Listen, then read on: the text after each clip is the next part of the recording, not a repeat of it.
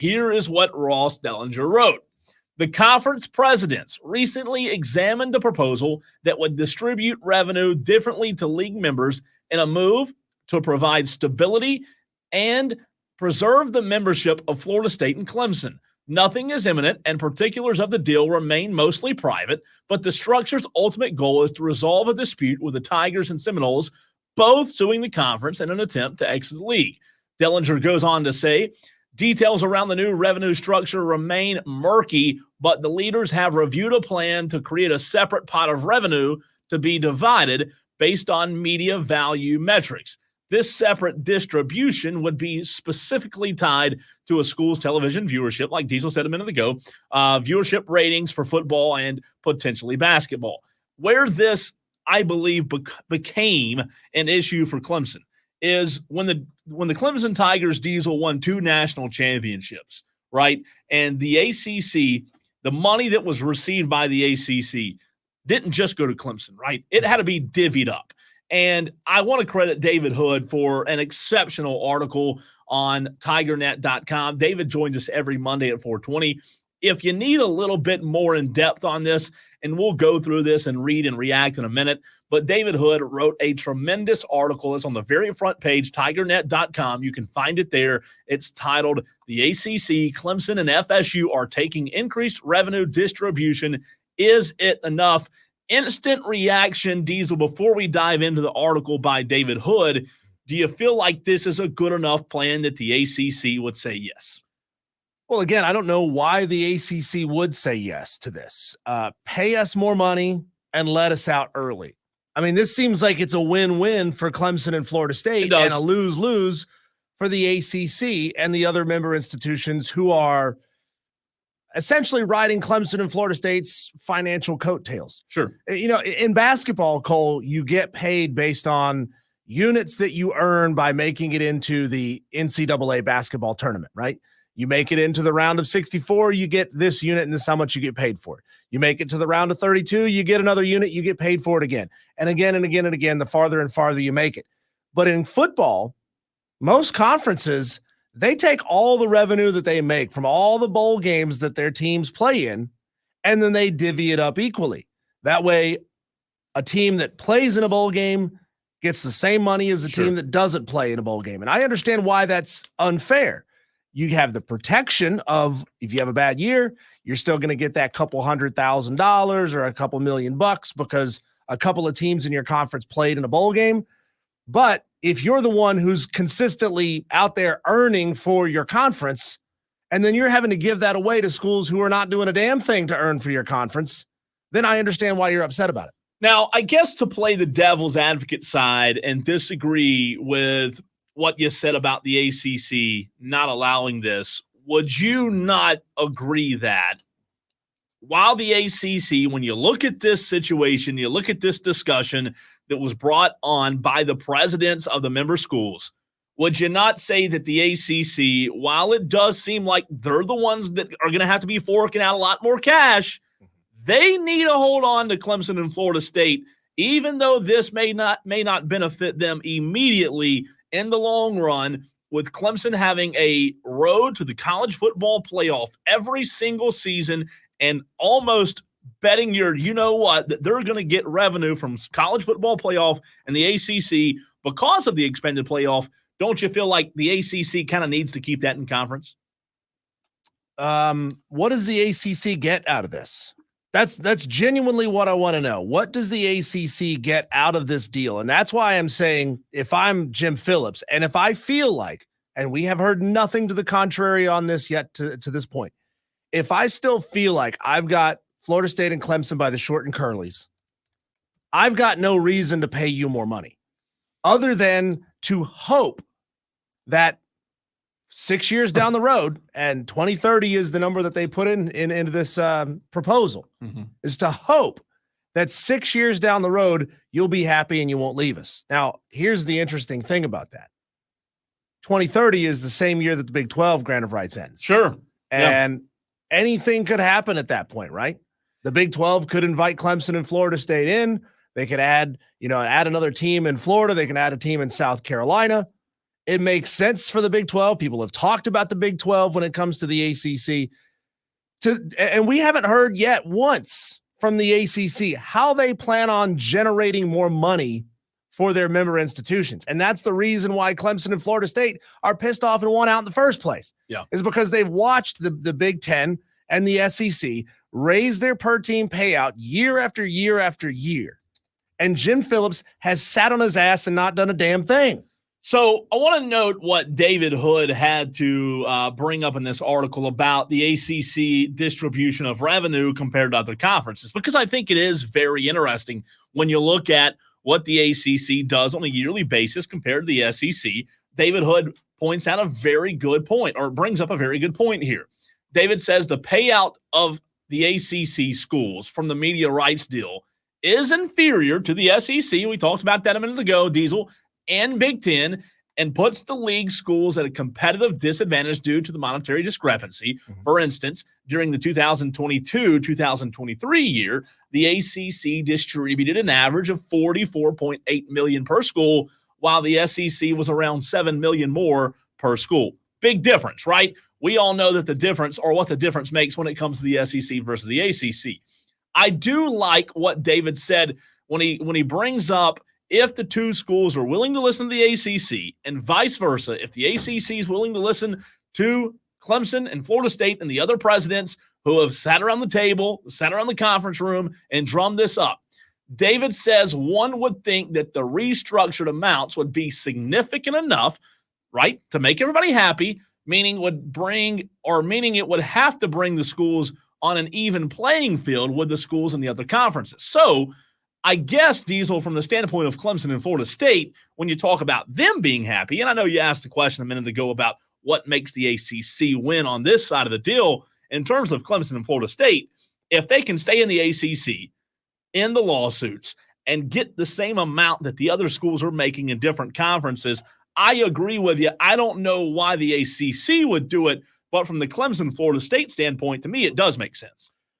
Unless the ACC is hemorrhaging money and they are really kind of getting tired of dealing with all this legal stuff. I'm not just tired of it, but they are getting to the point where they financially don't want to keep doing this. That's the only reason why I see the ACC would ever agree to this, would ever agree to pay Clemson and Florida State more money for staying and let them out 6 years earlier. So we've always known there's this massive discrepancy. Where is this money coming from? Are they going to be taking it away from the smaller schools who don't generate the kind of revenue that Clemson and Florida State do? Now, Florida State, maybe people are tuning in to watch the train wreck a little bit more this year than in years past. It's probably this year would go to Clemson and Miami. People are going to be tuning in to watch those schools. So are they gonna drop the per school payout of Wake Forest and Syracuse and Pitt and Virginia Tech so that Clemson and Florida State are happy? And then that adds in a whole new ball of worms, Cole, when it comes to making for a disgruntled conference. You got a whole lot of members who feel like, even if they're not, they feel like they're putting in the work for this conference. Yeah. I know they're not. Nobody, I think, in their right mind would debate, other than them, that they're not putting in the same amount of work. Yeah. But it's like the conversation we had yesterday with NIL and the judge in California. Her big concern was when you take money away from somebody that's already got a stream of getting it, what are you going to do? Sure. How are you going to enforce anything like that? You can join us, join the conversation. You can listen to Wire to Wire, 97.1 Spartanburg, 97.7 Greenville. We're also live on Twitter, Facebook, and YouTube. Adatola of Rock and Rolla chimes in on the YouTube stream, Diesel. The ACC is willing to suddenly pay more and let schools leave 6 years earlier, ? That FSU Clemson find something out about the grant of rights we haven't heard about for this sudden about face by the conference. For this sudden about face by the conference. And again, to answer your question, here's what we don't know. The about face, right? The 180-degree turn that you're talking about, we don't know if the ACC truly has made that 180-degree turn. We just know that it's been proposed. The presidents have come together about it. Listen, from the team standpoint, from the program standpoint, I like it. I think it's a good thing. But the entire conversation that we haven't had, will it pass? That's a completely different story, because Diesel just said a few minutes ago, and I asked the question, Anatola, what does it benefit them if Jim Phillips doesn't see a way it benefits them? If he truly does feel like he has a stranglehold on both Clemson and Florida State, then I don't know that this will pass. However, I think it's the best solution we've heard yet. Yeah, Clemson and Florida State, one of a couple different things is happening here. Is they know that the conference is running short on their finance and their budget to be able to continue this litigation. And I guess Florida State and Clemson are prepared to keep on litigating this for as long as it takes. Sure. Or, to Ayatollah's point here, maybe they have found some loophole. Maybe they have found that smoking gun, right? That silver bullet, that this is the thing that's going to get us out of here. And so to get what we want, we're going to keep this thing secret. We're not going to tell Virginia Tech and Georgia Tech and NC State and North Carolina and Duke about this silver bullet if you'll pay us more money, right? Mm. We'll help you keep all of them, which is essentially extortion.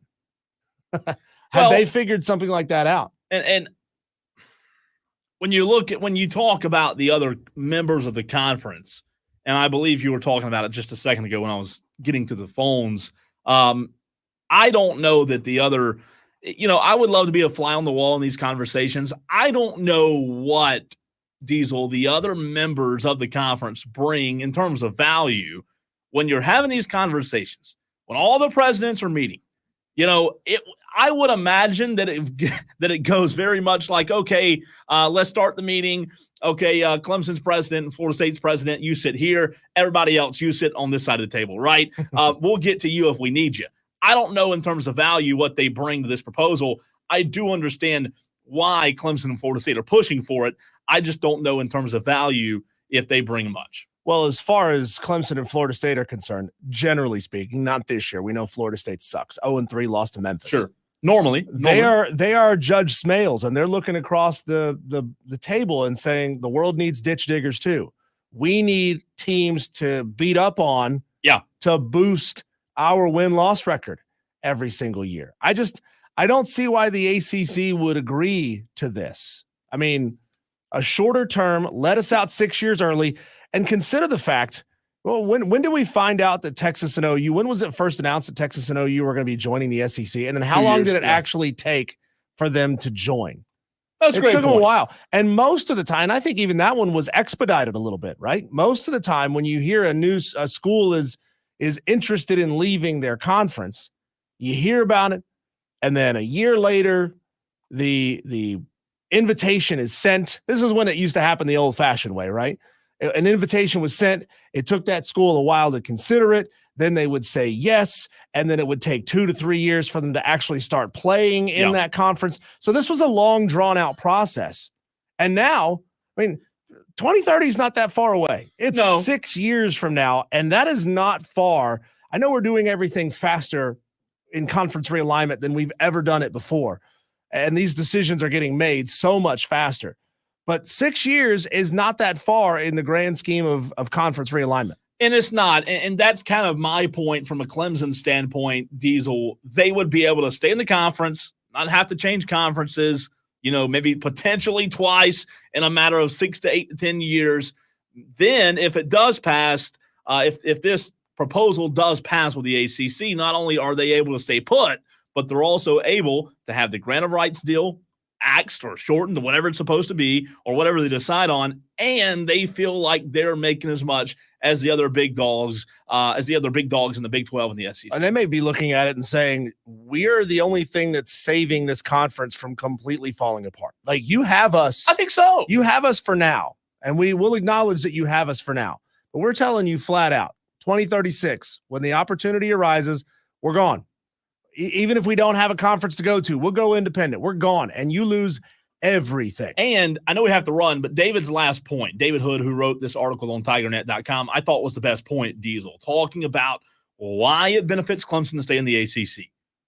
Let's call it like it is. And David said it in the very last paragraph of his article. It gives them a great path to the college football playoff year in and year out, right? We don't know in the super conference that we believe is coming 8 to 10 years from now or maybe sooner.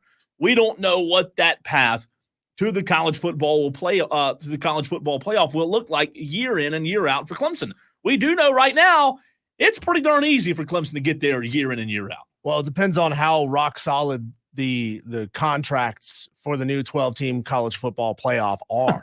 I mean, people have joked that the ACC is turning into a one-bid conference. That may be all it is, because the SEC and the Big Ten, who hold all the chips, who have the most powerful teams, could look for expansion and say, well, we want guarantees that we're going to get X number of schools out of our conference into this, and the ACC would essentially be another group of 5. When we come back, Cole, is Colorado fatigue, and I believe it is, hurting Travis Hunter's chances at the Heisman Trophy? Where is he at right now in the current odds? And we'll discuss that point next on the Fan Upstate.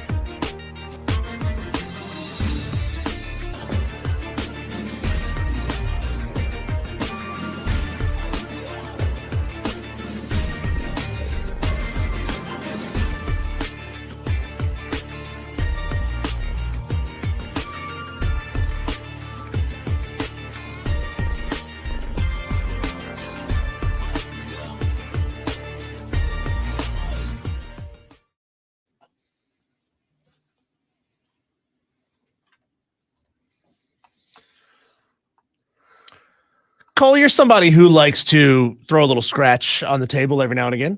Every now and then. Somebody likes to wager. Somebody who likes to gamble, as they say, even though it's not legal in South Carolina. You can do. No idea what you're talking about. Yeah. I mean, I don't know how you're pulling it off. It's not my business to try to find out. Fake.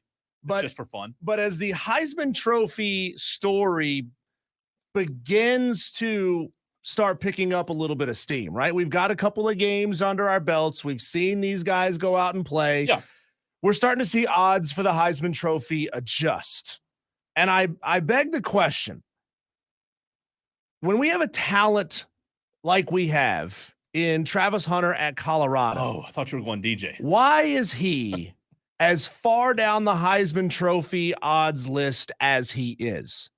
Now, we know that the Heisman Trophy has essentially just taken over the Davey O'Brien, right? Davey O'Brien is for the best quarterback in FBS football.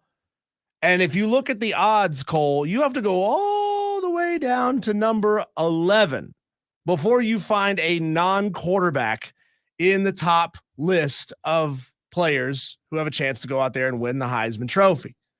And you get all the way down to number 11, and you get to Ashton Genty, who is the running back at Boise State, who has been crushing it in the first couple of weeks of the season. And then you find Travis Hunter at number 12. And I'm begging the question, and I think there's some legitimacy to this. That's why I brought it up. That the college football world is just really over Colorado. Like, you got a couple of loudmouths out there who are still banging that Colorado drum. Oh, congratulations. You beat an FCS team and you beat a crappy in-state FBS team from a different level of football, the G5 level. Great. You're 2-1. But you can't deny just how good Travis Hunter is. And he is the type of player that doesn't come along but like once in a generation in college football. So why is it that when he's out there playing as much as he is and playing at as high level as he is, he's not even cracking the top 10 for the Heisman Trophy odds? Well, it's a good question. I do think if you look at the pie and the reasonings that lie in the pie, Diesel, I think the quarterback position probably takes up a large portion of that pie. It's always been a quarterback favorite. It's always the Heisman Trophy. We could almost just simply call it a quarterback award, right? Right, but that's what the Davey O'Brien is. And right. However, it's been a long time since we've seen a non-quarterback win the darn thing. I do believe that Travis Hunter is a good player. I'll say this. I don't know. I'm not a Heisman voter. I'm not David Hood. But when you talk about impact player, I would assume, and I'm going to use the word assume, and I know it's not great to, but I'm going to do it. Sometimes it makes a you-know-what of you and me. But I'm going to assume that when you talk about these odds that are listed on the price of these players that are in the Heisman watch, a lot of it has to do with impact. How much impact do these guys have on their team? If you take Cam Ward off of the Miami Hurricanes, they're not going to be a very good team at all. You take Jackson Dart off Ole Miss, same story. I would assume that a lot of it has to do with the type of impact that the player makes. And I know you can say that Travis Hunter makes a big impact. He's the best receiver they have, and that's true. However, the quarterback's the one, because going back to my original point about it being a quarterback award, the quarterback's always going to make more of an impact, good or bad. You look at DJU this season. You talk about making an impact. DJU's made a heck of an impact in a bad way. But I just don't think the receiver makes quite the impact that the quarterback does. So you're guilty, Cole, of buying into the narrative of your importance is relative to the distance you are away from the quarterback when Correct. The ball is snapped. That's correct. Or from the football when the ball is snapped.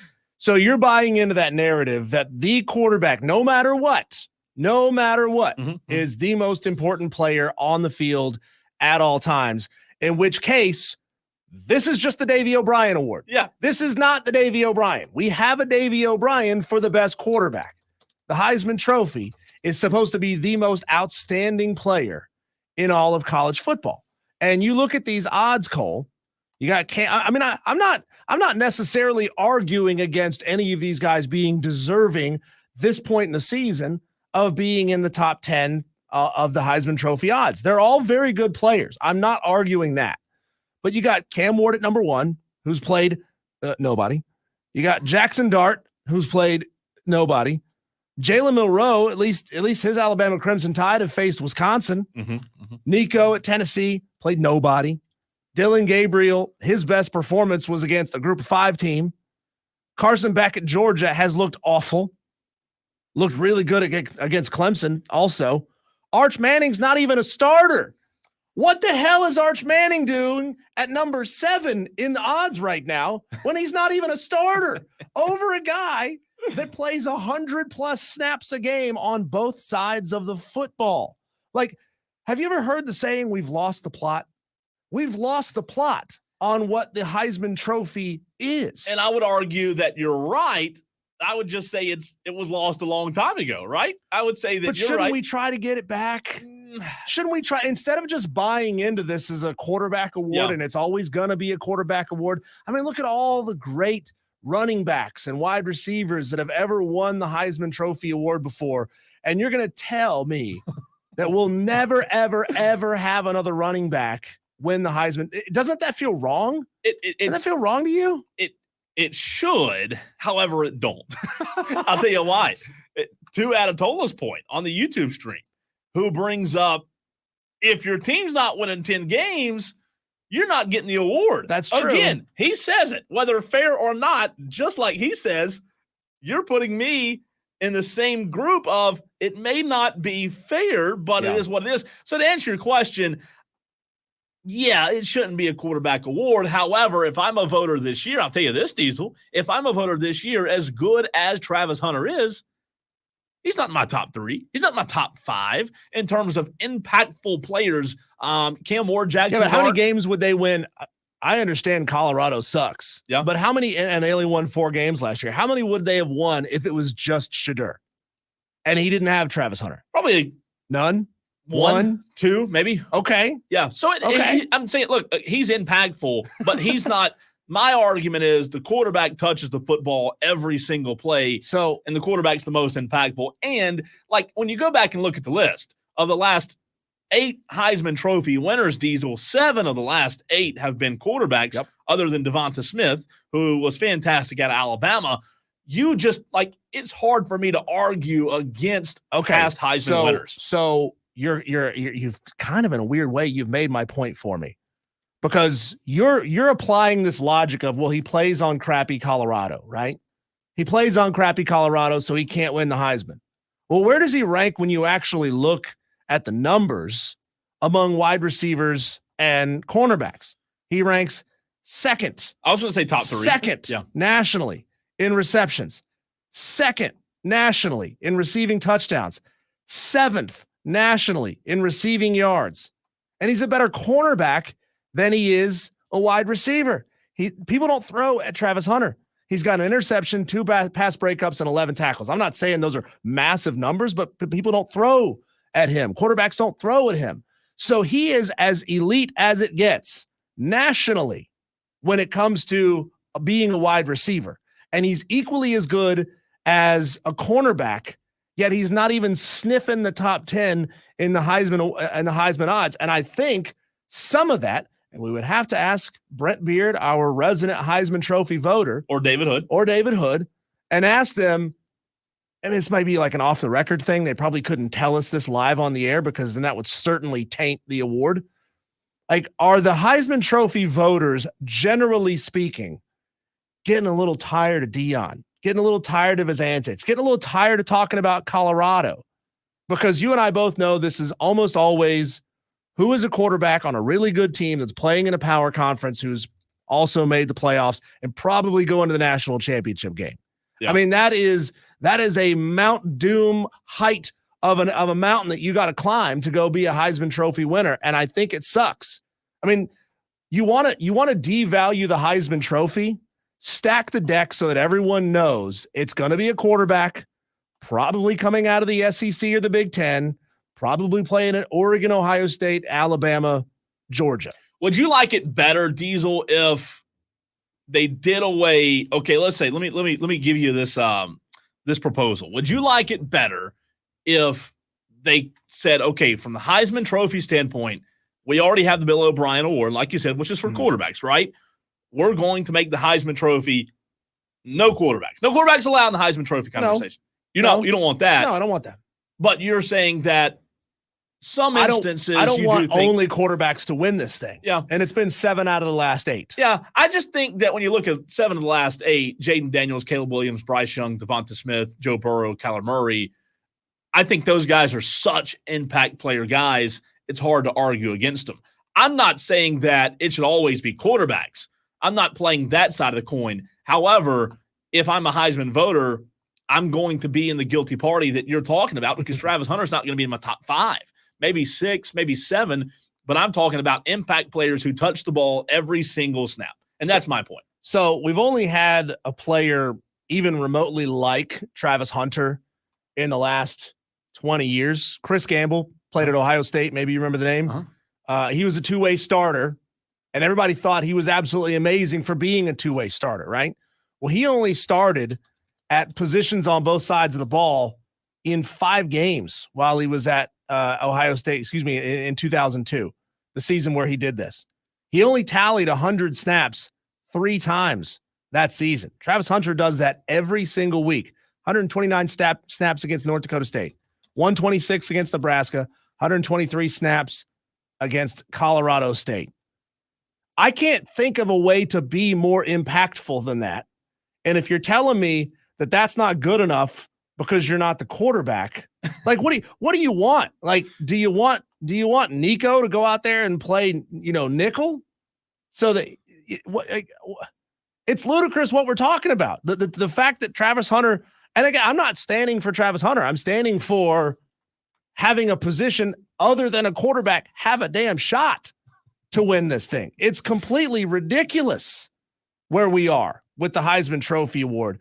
That said, what Deion Sanders needs to do, if he wants to fix Colorado and start winning, I think he needs to stop talking about let's go out there and win football games. He needs to build a culture that his program puts guys in the NFL and puts them in contention for the major awards. That's how he starts getting elite quarterbacks. You start getting elite quarterbacks. You start getting elite running backs and receivers and offensive linemen as well. What say you? 71307. Start your text with the word fan to put a bow on it. I hear you. I just, you know what? Maybe my brain's just so used to it being dominated by quarterbacks that I'm okay with it. And I do think that the quarterback should have a hand up just because they do touch the ball every snap. We'll come back to that conversation if we have time. You can get your thoughts on the text line. Start your text with the word fan. However, in the very next segment, we've got to get to the bottom of these ticket fees. I'm not talking about the ticket fees you pay right now. I'm talking about Tennessee's ticket fees. Where's this 10% going? We'll tell you next.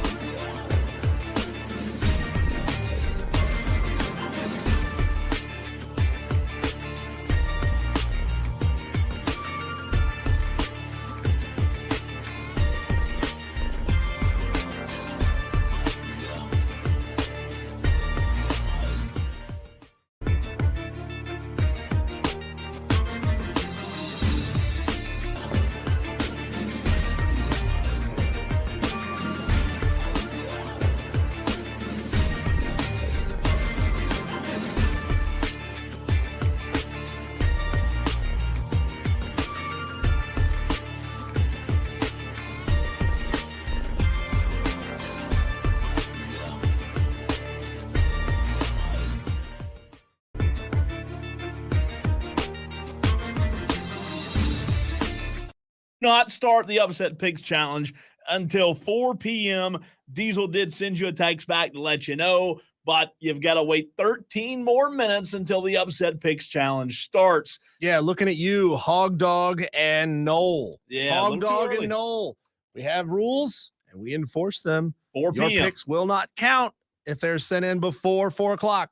13 minutes from now, resend them, and they will count. Okay? Upset Picks Challenge brought to you by Ingles. We appreciate Ingles. We'll get to that 13 minutes from now, so stay tuned and get those texting fingers ready. Find your game. Tennessee Volunteers have made a very bold statement, Diesel. You know, we saw this yesterday. We did not get a chance to touch on it yesterday. Tennessee has decided that they are going to implement a 10% fee for all ticket sales at football games. Well, what is this 10% fee that you speak of?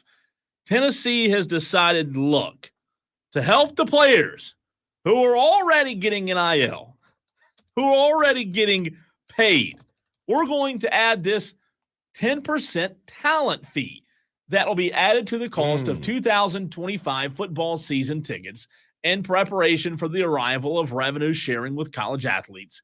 That, along with an initial 4.5% average increase, Diesel, means Tennessee Vol fans will pay 14.5% more on average tickets, or on average for tickets next season. Initial reaction, you love it, you hate it, now paying more because they've got to get their money. Well, it sucks, but how does 10% turn into 14.5%?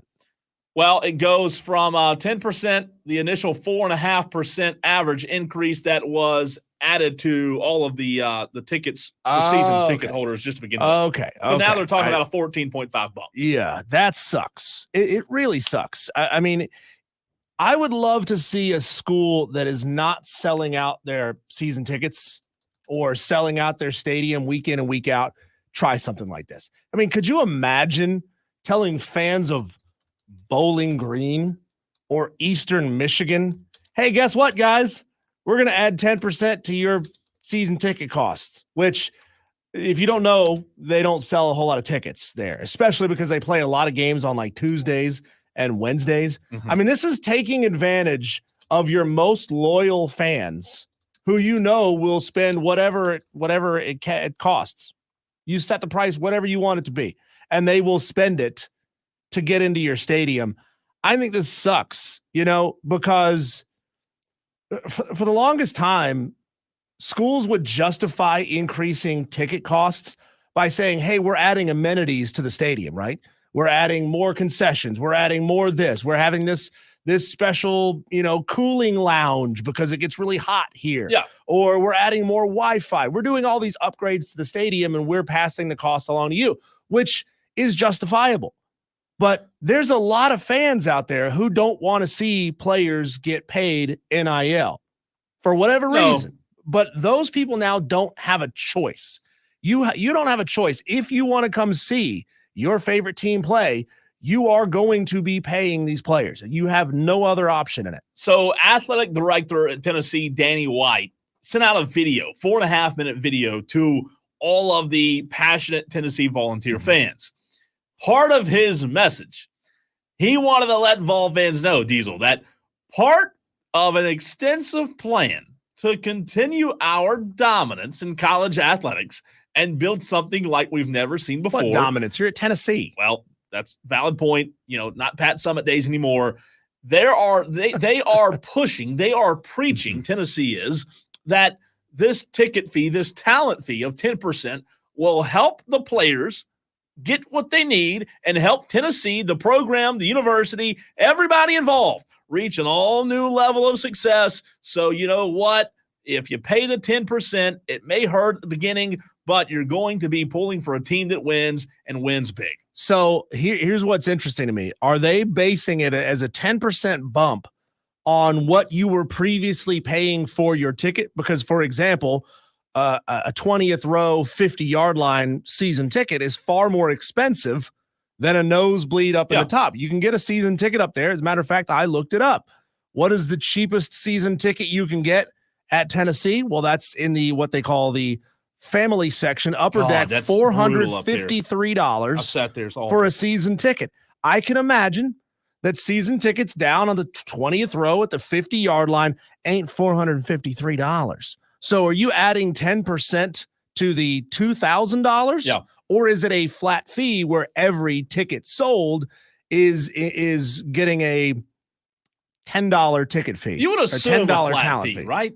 It would have to make sense. It would have to be. Or are you putting the onus to pay for this on the fans who were already paying the most money for their season tickets? If you're paying $2,000 for a season ticket down low, that 10% is all of a sudden a lot more money than a 10% bump on a $450 season ticket. Or maybe they're having to pay for Tony Vitello, who's now the highest paid college baseball coach in the country, making $3 million a year. Maybe that's what they're paying for. The cheapest ticket at Neyland Stadium after this in 2025 will be $75 per ticket per game.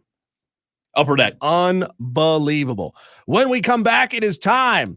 Looking at you, texters. Noel, looking at you, Hog Dog. When we come back, 6.5 minutes from right now, we open up the upset picks right here on the Fan Upstate.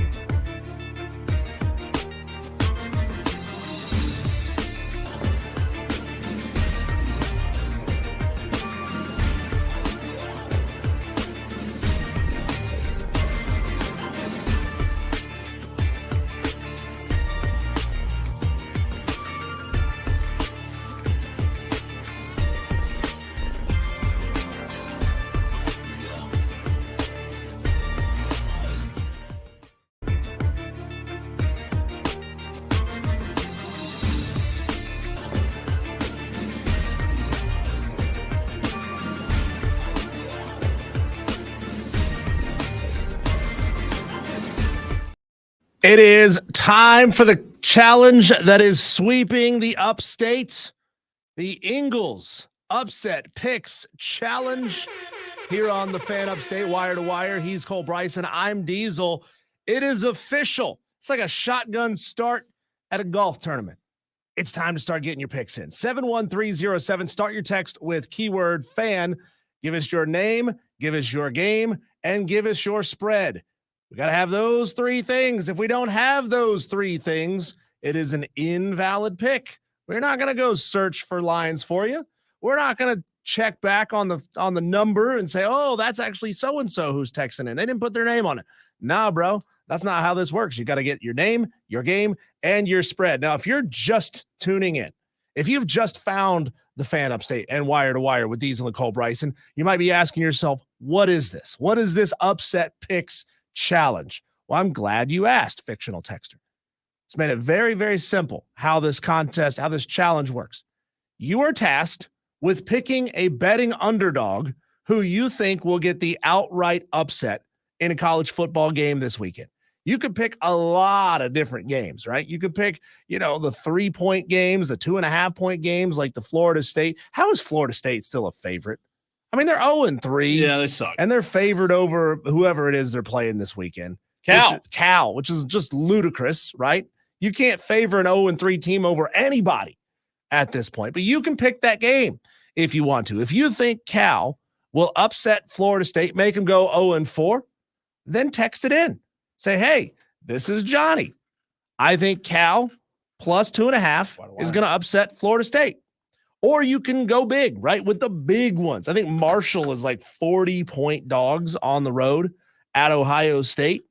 If you want to pick that one, you can. You got a very low likelihood of that one hitting, but you can pick it if you want to, because this is a long challenge. This is a long season, still a lot of football to be played, still an opportunity for you, even if you're just getting into the game or sitting at 0 like I still am.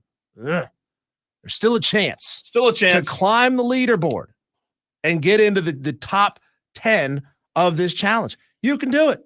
So go to ESPN.com. That's the website we use for our official spreads. We lock them in as of 3 o'clock on Wednesdays. So you go there, you find a game, you text it in, your name, your game, and your spread. And we'll let you know on Monday who hit, who didn't hit. I'm looking, Diesel. I'd love a challenge. However, sometimes I like getting my points before everybody else does. I'm looking to see if there's any point in me looking at Thursday night, 7:30, your alma mater, App State hosting South Alabama. App State's a 7.5-point favorite. I have no reason to take South Alabama other than I'd be a winner on Friday. And I wouldn't have to wait until next week to brag. I tried that too, and it didn't work out for me at all. Yeah, and South Alabama's 1-2. I don't have a ton of faith in South Alabama to go on the road. I think, being at home on a Thursday night, that place is probably going to be rocking. South Alabama put up like 80 points last week. 80? Yeah, they played like 8-0? Yes, they played a nobody, and they put up just a ridiculous amount of points. 87 to be exact. Yeah. 87-10 over Northwestern State. Mascot? I've literally never heard of Northwestern State. I'm going to guess that's Northwestern Louisiana. Can you tell me am I right? Is Northwestern State in Louisiana? Let me look. I've got the mascot. Because Northwestern State. Yeah, you're right. It is in Louisiana. Northwestern State Bulldogs. You'll never get it. Vic the Demon. They're the Demons. The Demons? Oh, dude, that's official. I officially want a Northwestern State hat. Yeah. Or a t-shirt. Come on. Again, Demons. Everybody, what I find so fascinating about this challenge, and by the way, on the text line, we can't even find the first text. So many texts have come in just in these last few minutes as the Upset Picks Challenge has begun. What I find so fascinating, which drives me crazy, but at the same time I love it, is that while people will tell you there are ways to look at games, you have strategies, This person may say I do this. This person may say I do that. Mm-hmm. I think this thing's a crapshoot. It really is. I mean, that's based on my, first 4 weeks of playing. This is a total crapshoot. I have come to the conclusion, Diesel, no disrespect to our guy, Amazon guy, but this is luck. This is luck. It's about like playing roulette, playing blackjack. It's luck. Unless you are like Josh Pate, who does a phenomenal job on his show, the Late Kick Show. Mm-hmm. And he has like an army of analysts working for him. Unless you are that, where you have just access to data like that, you can't know. You can't know. Like, I've come so close twice. I got blown out once, but I came close twice. And if I had hit on those two and they were stolen away from me really at close. The very last second of the game, they were stolen, I would be in the top half of this challenge. You would be. And if the nuts were candies and butts, we'd all be wishing you a Merry Christmas, only works right? in horseshoes and hand grenades. That's right. And we're not playing horseshoes. We're not playing cornhole. You've got to get on the board. You've got to get points.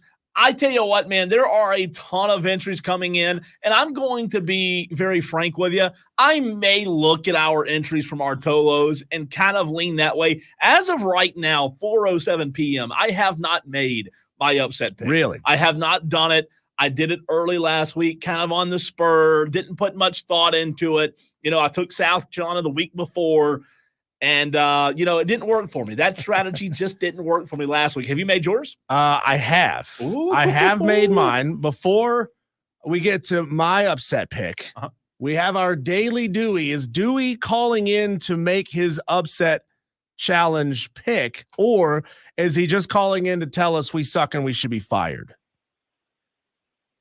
Yes, you do suck and you should be fired, but I got a pick. Okay. Akron over South Carolina. 35 points. Is it really 35? Yes. Dewey, I thought you were a Gamecock fan. You don't sound confident in the 35 points, Dewey. Are you not a Gamecock? Yes, I am, because South Carolina lays an egg after they beat a team, and then they almost beat a team. And they're sad right now. So yesterday it was Shane Beamer forever. Can we get a preview of Monday morning's call or Monday afternoon's call? If Akron upsets South Carolina, how will you feel about Shane Beamer then? He could probably stay, but so Dewey's philosophy, just so everybody knows, South Carolina lays an egg after they get a win they're not supposed to, and then they almost win. So that's 2 back-to-back weeks winning and then almost winning, and then this is their MO. Well, Dewey, just so you know, the spread is 28. It's not 35. So I'm going to put you down for it. And if you get it right, if Akron just rips the heart out of Gamecock Nation, you'll get 28 points, and you will be, according to the list we have right now, that would put you in 3rd place if you hit on that one. Yeah. Akron's going to win. Good luck to you. Thanks, Dewey. Dewey, we appreciate you. No shot. All love for you, Dewey. Appreciate you calling the show, but I'll tell you this. You have absolutely no shot at hitting. I don't care if Lenora Sellers is playing. I don't care if Lenora Sellers is in Houston. If South Carolina loses that game, fire Shane Beamer right now. Oh, God. Right now. That's bad. So here we got a lot of picks rolling in. And remember, guys, if you get an automatic bounce back text, that is proof, that is confirmation that your text did go through. We've got JB, who wants James Madison plus 10.5 over North Carolina. We've got Brian Andrews, who's taking Southern Miss plus 6 versus Jacksonville State. Jacksonville State's 0-3. I looked at that game. John Corley wants Coastal plus 3.5 over Virginia. The Coastal is hosting that game. Scotty Mack says, give me Temple plus 6.5 over Utah State. Hurst gets in and wants SMU over TCU plus 3. Leprechaun of Lyman wants BYU over Kansas State plus 7.5. Tolo Steve says Illinois plus 7.5 over Nebraska. I looked at that one yesterday. Gold Rush wants Mississippi State plus 6. Gold Rush, you didn't give me the opponent. Gold Rush. Please send your text back in with the full and complete game. We've got CJ from Greer, who wants Michigan plus 5 over Southern Cal. Ethan Reed wants Cal 2.5 over Florida State. Ethan, I think you might be onto a really good pick there. It's just not really going to help you with 2.5 points. Greenville Gamecock says, give me NC State over Clemson plus 20.5. Noel wants James Madison plus 10.5 over North Carolina. Dewey taking Akron plus 28 on the road at South Carolina. Palmetto Buckeyes says he wants Mississippi State over Florida. That's plus 6. Coach AJ wants Coastal Carolina plus 3.5 over Virginia. Two more. Don't stop now. We do. Two more. Okay, there we go. I thought you were going to get to them. Well, I was reading off of my Google Doc, not gotcha. off of the text line. Jess Jess is taking James Madison plus 10.5 against NC State. Oh. And Amazon guy says, I'll pick another day. Amazon guys going with a little strategy here. Mm-hmm. Maybe not wanting the Tolos to take a sneak peek at what his pick is. So I'm glad that we have Blaylock's Run, who just messaged in on the stream, says, first-time listener, I'm from Maryland, moved down here a month ago. Can someone explain the upset challenge? Dan, you're doing a good job in the stream, but here's what you need to do. Blaylock's Run. Go on ESPN.com, go to the college football scores page or the schedule page. They both have the lines on it. And pick a game that you think a betting underdog will outright win the game. So, for example, if you're on there right now and you're looking at the Akron, South Carolina game, and you see that South Carolina is favored by 28 points. If you pick Akron to go out there and get the outright win against South Carolina, you would get 28 points added to a rolling season-long tally of points.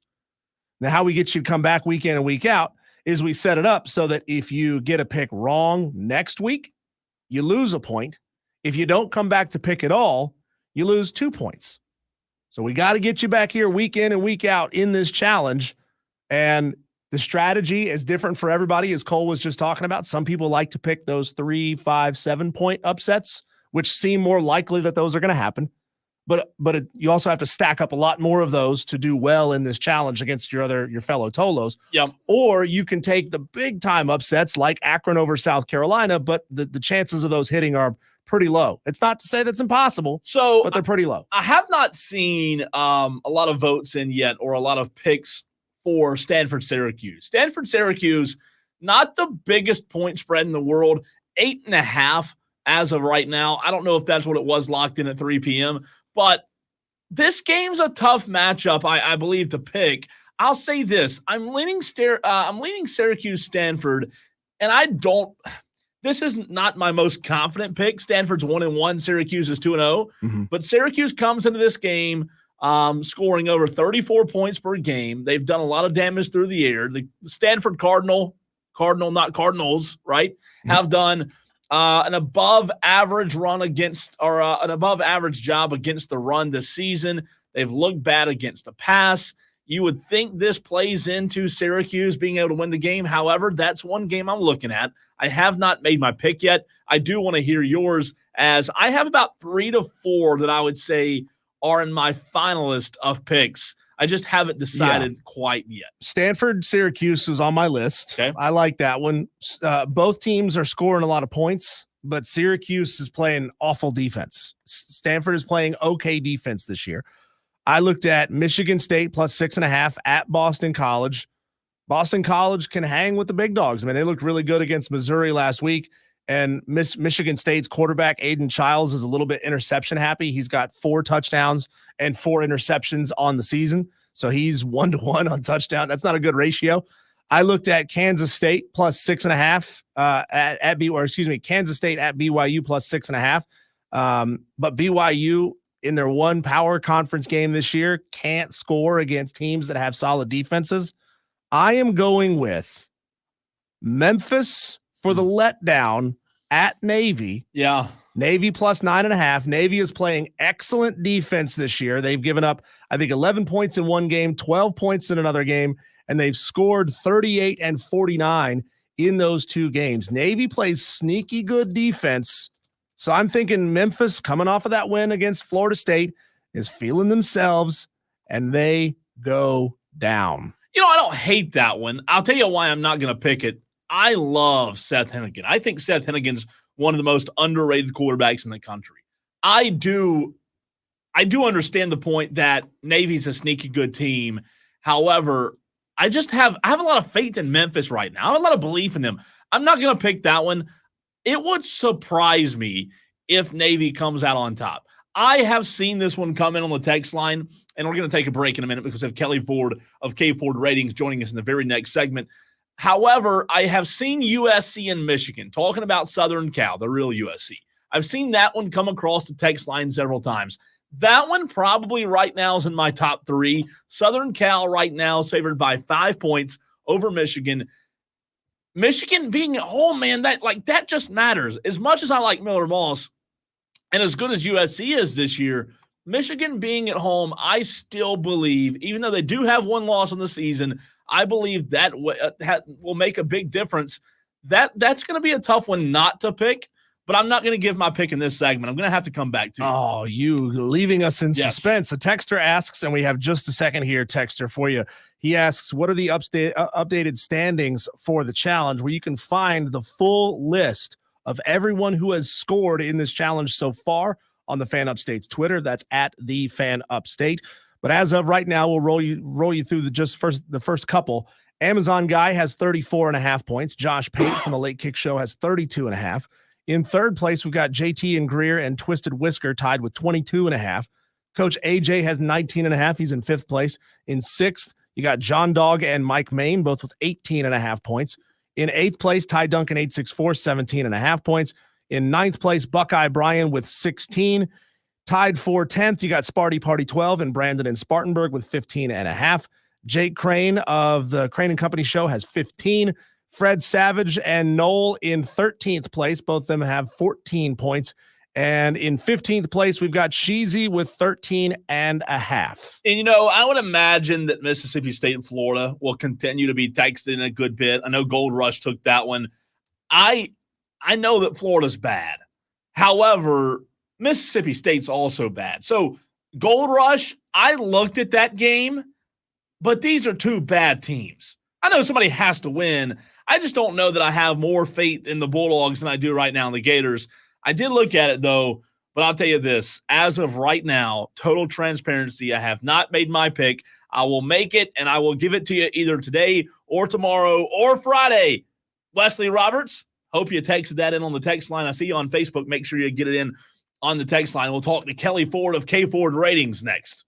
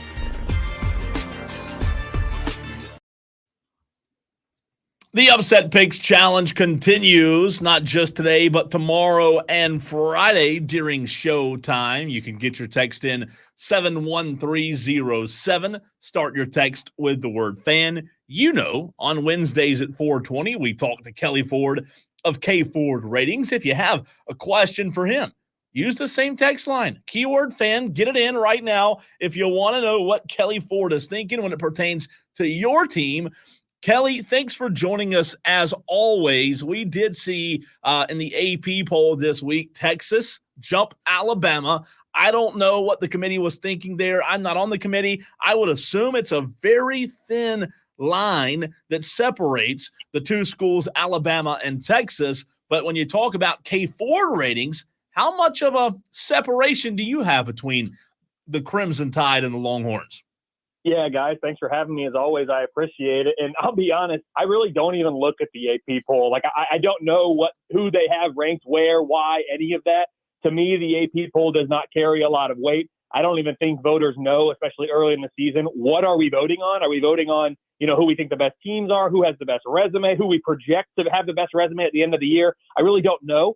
So for me, there's two approaches you can take here. One is a power rating standpoint. Which team is better? And right now, I do have Alabama as my number one power-rated team. Texas is number two, but guys, rounded to the nearest tenth of a football point per game, they are tied. Both Alabama and Texas have a K Ford rating right now of 29.6, which means each of these teams is 29.6 points better than the average FBS team if they were to play on a neutral field. So it is very, very tight. There is very little that separates those two from a power rating standpoint. I will say from a resume standpoint, at this point in time, I would give the nod to Texas. I have Texas number 3 in my most deserving rankings. So how much have you accomplished this year relative to what would be expected of the number 12 team playing your schedule? Texas is number 3 behind Northern Illinois and Georgia. Alabama, for me, and most deserving, right now comes in at number 14.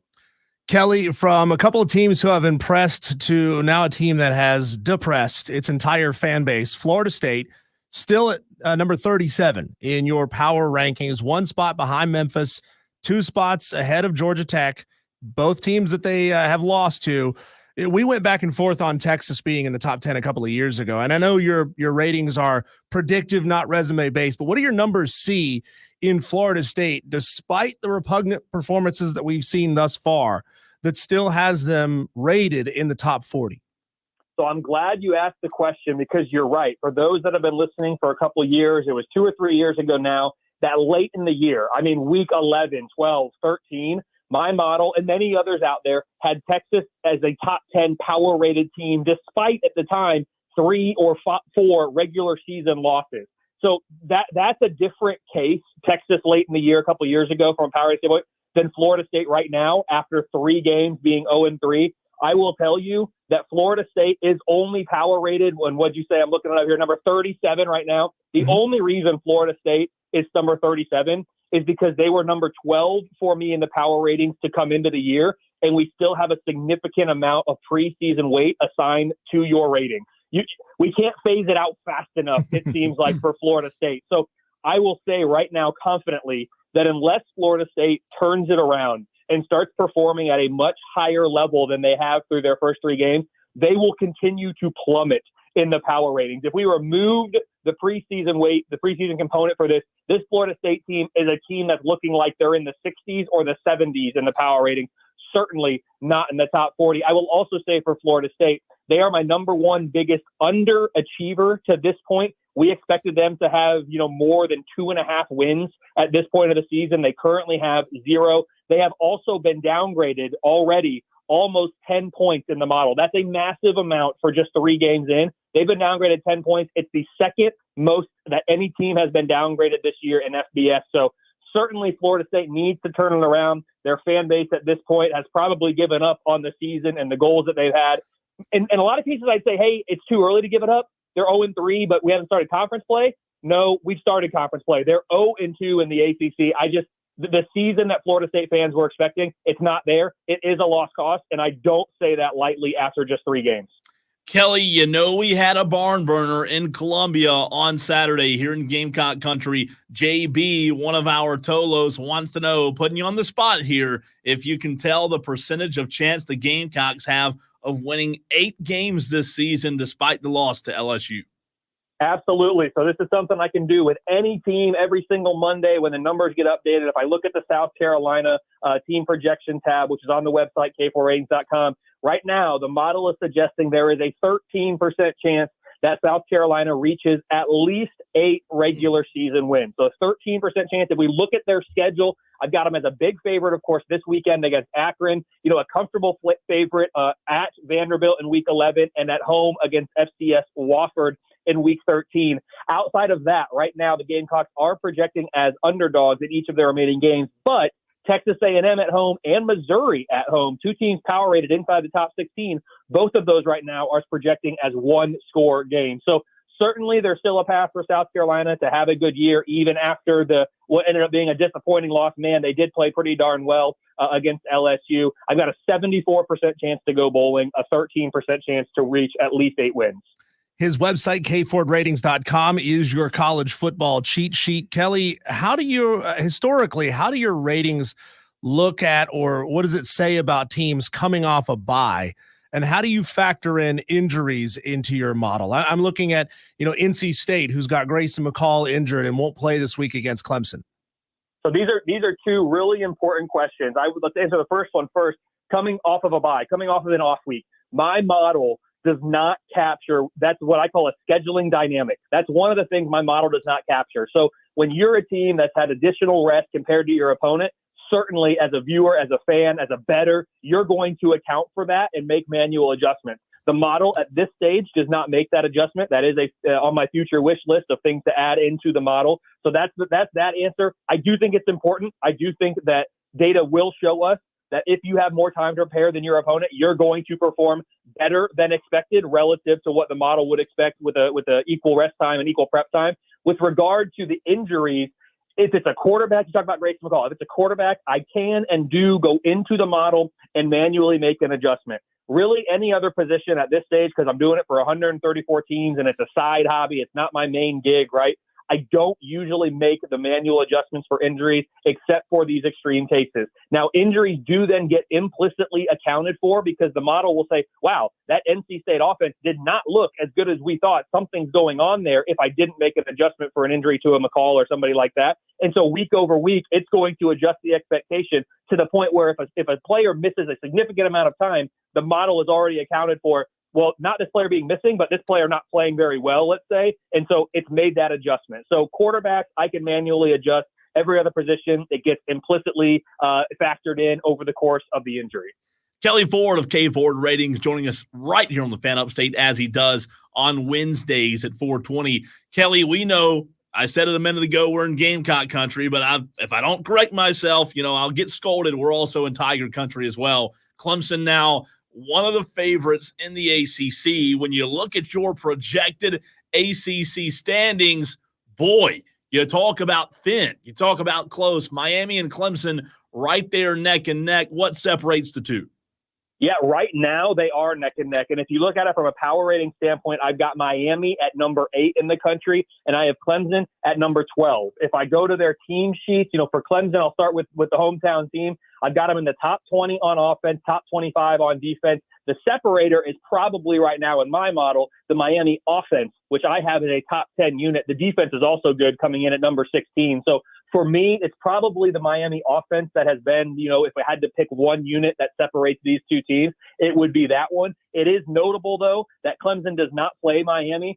Clemson does not play Boston College, who's a team who has emerged in the ACC as a potential contender here. If you look at the other contender being Louisville, that's a home game for the Tigers in Week 10, coming off of an off week. Again, something that we know is important, even if it's not explicitly factored into the model. So the path is there for Clemson. Right now, I've got a 13% chance to win out and finish the year at 11-1, a 45% chance to win at least 10 regular season games, which for my model and what it's suggesting, that's kind of that threshold that Clemson will need to reach to be in that at-large conversation. So certainly Tiger fans should be feeling good about the improvement that they made following the Georgia game with absolutely just wiping the floor with App State. A great performance. This team's been upgraded about 1.5 points since the preseason after a small downgrade after the Georgia game. So Clemson is right there. They're a favorite in every single game remaining. There's only 2 left on the schedule that my numbers even project to be 1 score. That is Louisville, like I talked about, at home. And the next week at Virginia Tech on the road. Of course, that's always a tricky place to play.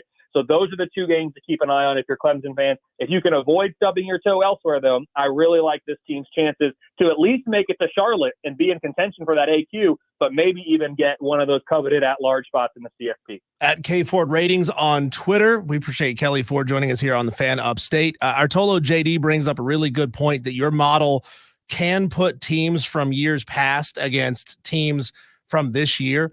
You know, the narrative is always trying to goat this year's national champion year in and year out as the greatest team that's ever been.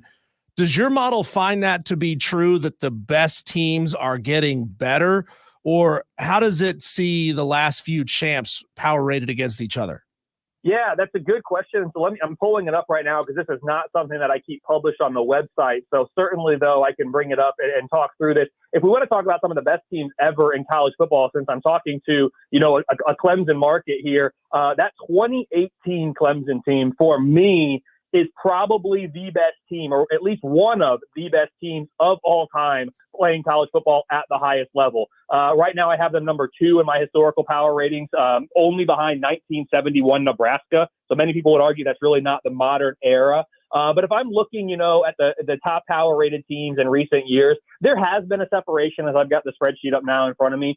During the CFP era, we really did see, whether it was Alabama, whether it was Clemson there for a few years under Dabo Swinney, Georgia near the tail end of the 4-team era, we did see a bit of a separation, a bit of a gap from the most elite programs. And I'll say, anywhere between 4 and 6 teams in any given year. Of course, those that I mentioned were year over year there. They were trending to a place where there was a separation of power between them and the rest of college football. What I would say, at least for right now, this year, is that I already talked about Alabama and Texas being deadlocked at number 1 on my power rating. But if you go to Ohio State, Georgia, Tennessee, even Ole Miss down at number 6, those top 6 teams right now are separated by only about 4.5 points in the power rating. So I don't think there's the same level of separation at the very, very top that we've seen in years past this year, at least right now. Now, there is then a drop from Ole Miss to number 7 a little bit. So, yes, the data does support that. I'm curious to see how the transfer portal era, the increased usage of it, the NIL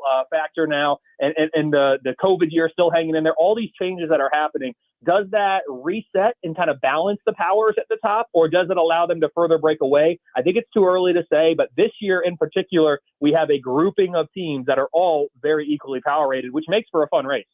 Kelley, when you look at Georgia, Kentucky on Saturday night, a game that surprised a lot of people, and for a few minutes, it looked as if the Wildcats had a chance. I thought that would impact the most deserving category for the Bulldogs. Which would you say when you have a scenario like that with a highly ranked team who almost loses, almost gets upset to a team that's not ranked, which category does that impact the most? Yeah, so at this point in the season, that's going to impact the power ratings more, right? So Georgia actually fell about 3 points in the power rating. They went from number 1 to number 4 in my model because of the struggles that they had on the road at Kentucky, a team that I now have power rated number 34. Kentucky, meanwhile, was upgraded about a field goal. They played much better than the model expected. So from a power rating standpoint, that's the change. But from a resume standpoint, a most deserving standpoint, at the end of the day, yes, scoring margin, margin of victory, margin of defeat, that does matter. But what matters most is your win-loss record relative to expected. And for Georgia right now, yes, they have the Tennessee Tech win, FCS team who is not highly power-rated. But you look at the other 2 wins, neutral site against power-rated number 12 Clemson and at now power-rated number 34 Kentucky. There's not, this early in the year, there is not a lot of other resumes out there that are more impressive than what Georgia has. So they actually moved up 1 spot in the resume rankings. They are now number 2 for me behind only Northern Illinois in that metric. So Georgia, yes, it was concerning from a power rating standpoint. They were deducted points and certainly want to see a bounce back there. This is still a top 10 offense. It's still a top 5 defense for me in my model. So we still expect Georgia to be a good team this year, but they are not the runaway favorites that maybe at certain points in the preseason, some, including my own model, were suggesting they might be. So Kentucky certainly showed well, even in a loss. Georgia did not play up to the level that we expected, but they did get the win. And at the end of the day, in a most deserving ranking, that's what's most important. Kelley Artolo T. Ray asks jokingly if your model factors in poor refereeing. He's a South Carolina Gamecock fan, and he's still bent about a lot of those plays in the LSU game. But another Tolo of ours, Dan B., is a diehard Nebraska fan, and he wants to know the percentages of Nebraska winning either 9 or 10 games, according to your model. Yeah, give me a second here. I'll pull up Nebraska, who has certainly had a great start to the year. I have them right now in the most deserving at number 27, and they're number 26 in the power ratings. This is a team that's been upgraded about 2 points since the preseason. So certainly liking what it's seeing from the quarterback Raiola there, and with Matt Rule in year 2. Certainly we expect big things next year. Maybe he's even a little bit ahead of schedule. For Nebraska, I think the question was 8 or 9 wins. I've got a 61% chance to win at least 8 games and a 30% chance to win at least 9 games. If you look at the Nebraska schedule, big game on Friday night. Really, really big game. They've got Illinois at home. My numbers do like Nebraska in that game. 67% chance to win. It's a one score projection though, so those are kind of toss-up games for me. Rutgers in a couple of weeks is a 1-score game. At Indiana, coming off of an off week, is a 1-score game. And then to close the year on the road at Iowa, a game that's always on Friday after Thanksgiving, which I absolutely love. That's a 1-score projected game too. So only the road trips to Ohio State and USC are currently projecting as larger than 1-score underdogs for Nebraska. So it could be a special year for the Cornhuskers. My model is impressed with what it's seen. The defense is number 3 in the country, and the offense has been better than we thought it was going to be. They're right now at number 70. If they can keep improving that, it could be a great year for the Cornhuskers. Kelley, we appreciate your time as always, and we'll talk to you again real soon, man. Great job. Can't wait. Thanks, guys. Appreciate it. That's Kelley Ford of K4 Ratings. Always fantastic stuff. However, Diesel, sometimes my brain does hurt after this. I don't know that I can. Hey, I don't know how he does it, man. I don't know how he does it. Yeah, he's got so many variables running through his brain, and he can just pull these things out of the ether. Like, he just kind of knows a lot of this stuff, and especially, you know, when he talks about how much of this stuff just happens automatically now because of the effort that he's put into building his models and his spreadsheets. You know, that he's not having to go in and manually input all of this information. Can you imagine? Yeah. I mean, I can't. And he's got a full-time job on top of that, working at a college football program and a college athletics department. So we appreciate Kelley's time week in and week out. Last week, Cole, we saw Arch Manning go on a huge run for a touchdown where he was pulling away from defenders. Yeah. And he attributed that speed to a special someone in his life, his mom.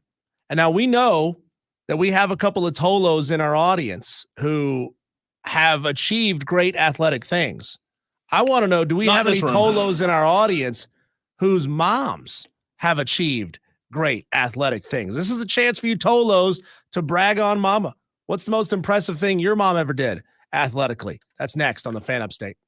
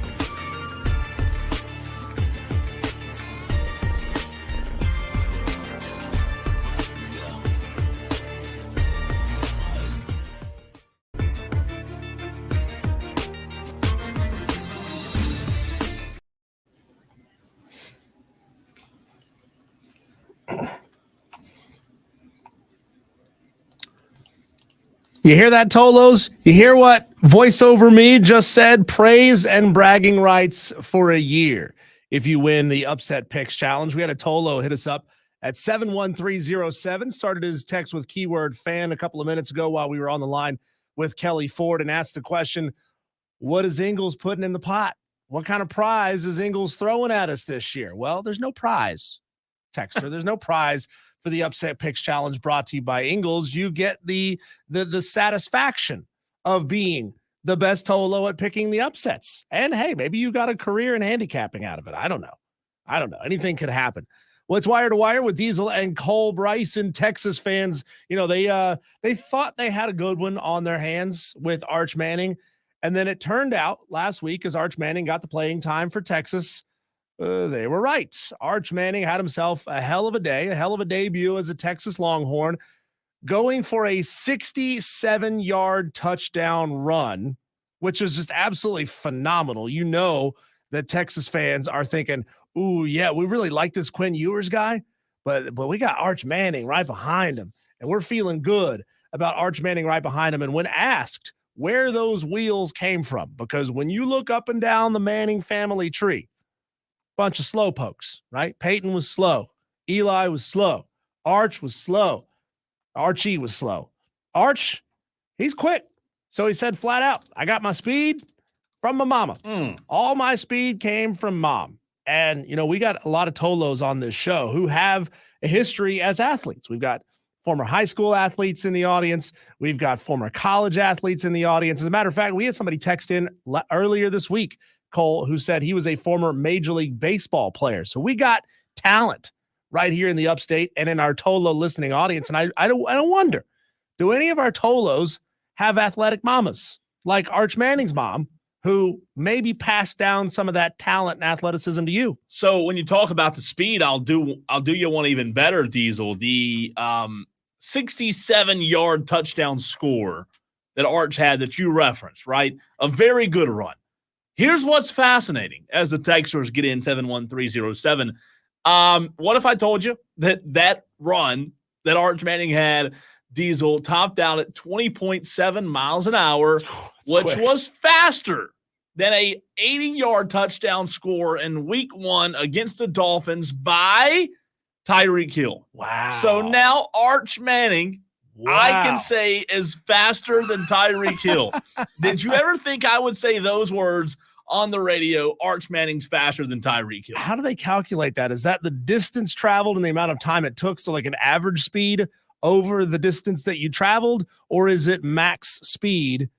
Because then you would have to require all kind of like telemetry data and all that kind of stuff. I don't know. They probably wear those catapult vests. That'd be hard to pull off. It's Shout impressive. out to Arch. We had a texter get in who's being very serious here. Says, my mom could roller skate, and she used to be the one to hit me fly balls and ground balls every day in the offseason for baseball. I wouldn't be the baseball player I am without her. That's sweet, texter. My mom played like high school basketball. I didn't get a ton of athletic prowess from her. I mean, I was always a better fisherman than I was a basketball or baseball player. I always thought you should have been in the NBA. Thank you. I appreciate that. I really did. If only I was a foot and a half taller, I would definitely be in the NBA. Yeah, I agree with my that. skills. Yeah, no doubt. All right, speaking of skills, how good are your fighting skills? Well, guess what? We did it last week because we were at Ingles, and we know you, the Tolos, love the 5 o'clock fight. It's back on Wednesdays, and well, lo and behold, Diesel, today's Wednesday. We'll fight next.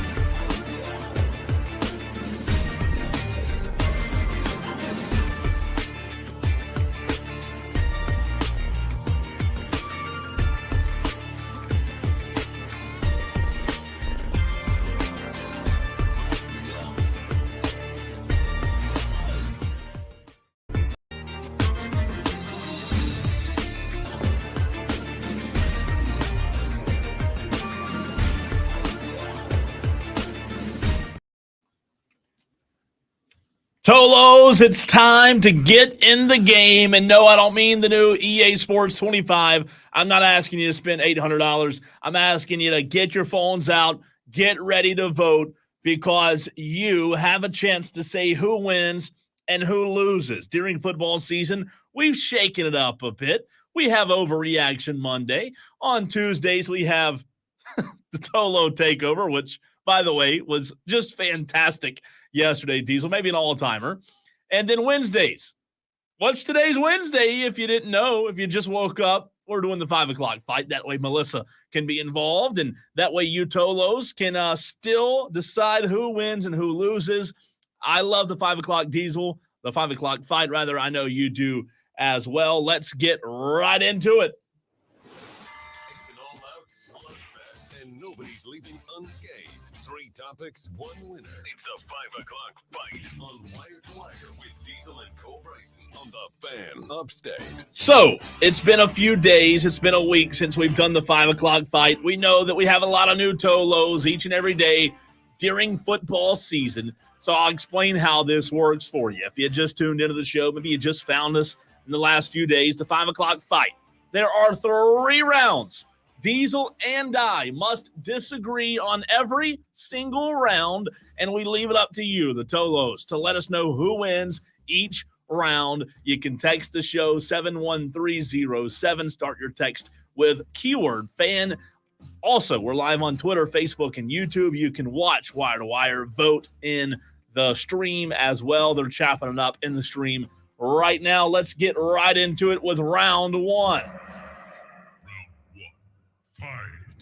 Diesel, we know that Florida State has not had the best start to the 2024 season. In fact, they have not had a good start to the 2024 season. The question for round 1 today, for you as well as for me to answer, does Mike Norvell deserve to be fired at the end of the year? Not will he be, but should he be fired? Yes, Mike Norvell deserves to be fired. Now, I got no reason to think they're going to go on a 9-game win streak and end this season, 9-3.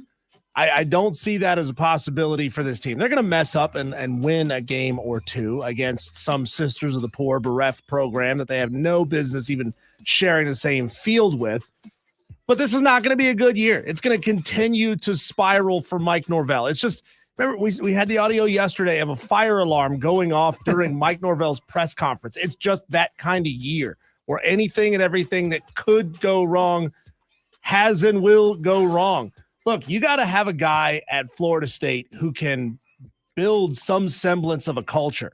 And there is none at Florida State. Mike Norvell has built no culture at Florida State. I mean, with Bobby Bowden, there was culture. With Mike Norvell, there's no culture. His MO and his culture is portal.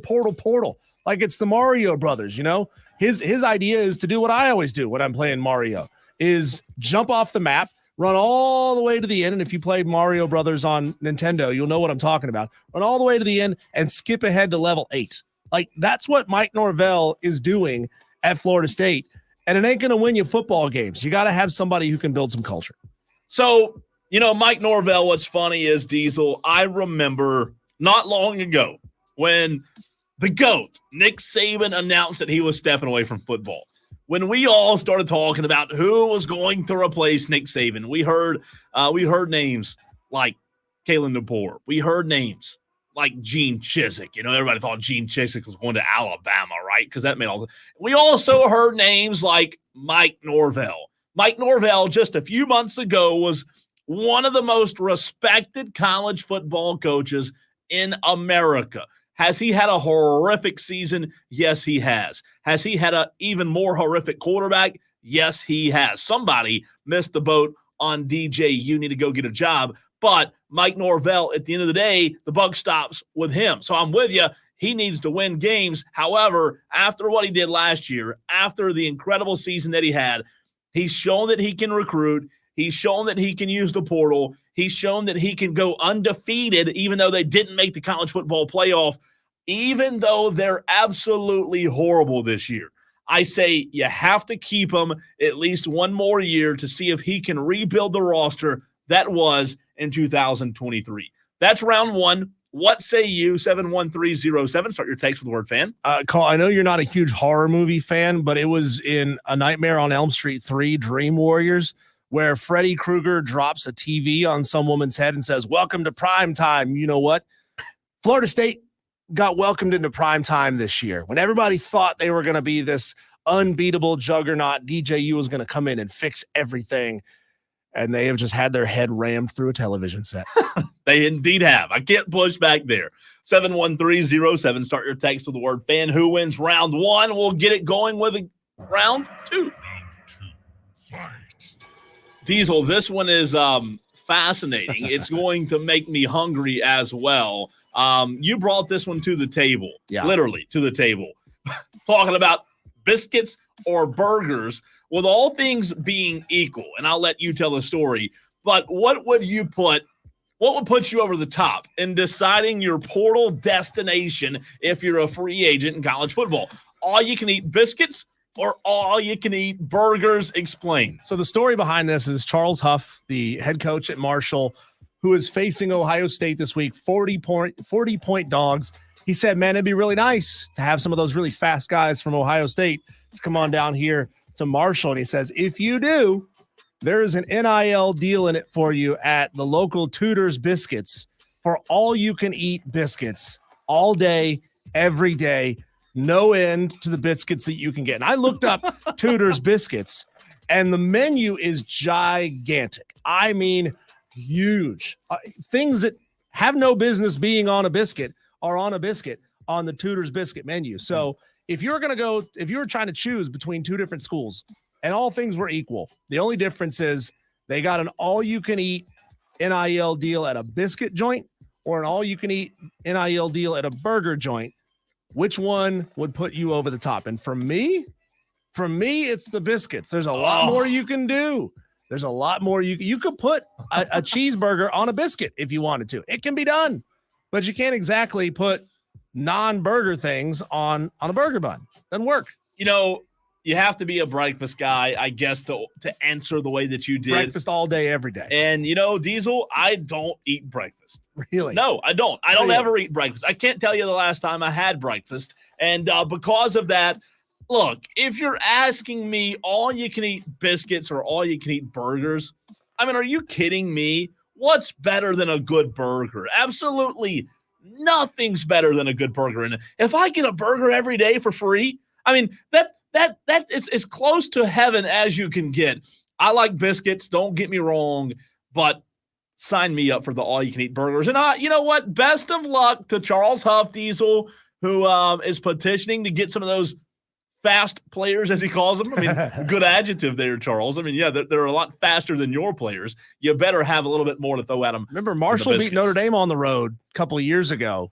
What if? Nobody's taken it so far in the Upset Picks Challenge. Oh, for good reason. It's a 40-point spread. I was going to say, what, 30? Yeah, it's 40. All right, round one, round two in the books. That leaves one more. Final round. Fight. Diesel, you were not here on Monday, so we have not had a chance to hash this out. This may turn into 2 segments, 3 segments, 4 segments. Who knows? This may go all the way up until 7 o'clock. However, the million-dollar question that I have for you, is it okay for South Carolina Gamecock fans to blame the officials for Saturday's loss to LSU? Hell no. You whiny-ass Gamecock fans need to remember that you shot yourselves in the foot a lot down the stretch in that football game. You looked really good a lot in that football game, and you also looked really bad a lot of times in that football game. You were up 17 points at one point in that football game. You jumped off sides on a 4th down. You had 2 false starts in the last 5 minutes. That's not on the refs. That's on you. One of those pick six, the penalty called was a little iffy. The other one was called back legitimately. So it ain't on the refs, South Carolina. You just didn't play clean enough when it really mattered. It's on you. So I said on Monday that I hate being the guy that blames the refs, but I was going to be that guy on Monday. And look, nothing has changed my mind one bit, Diesel. I'm still going to be that guy. South Carolina Were they up 17-0? Yes. They got hosed on Saturday. And I mean hosed. You go back and you find the pass interference on the offensive pass interference call. You tell me why a quarterback can act as a defender, but you can't block him.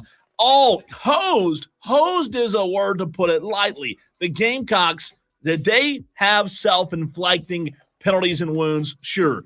They did have a 17-point lead. However, just like I said on Monday, it wasn't a 17-point lead against a nobody. It was a 17-point lead against a very good LSU team who we knew was going to come back. They weren't going to lay down. They didn't. However, the stupid Zebras got involved, and they decided that game, in my opinion. So Shane Beamer reached out to the SEC to talk to the head of officials with the SEC over the week, and he said he asked for some clarification on a bunch of the calls. He says that he sent them a handful of plays that he wanted looked at. He wanted explanations of, some of which he agreed with, some of which he still patently disagrees with, and some he realizes he's in an agree to disagree scenario with those. So even Shane Beamer kind of, looks at some of those plays and says, I didn't like the call at the time, but I understand why they made the call that they called.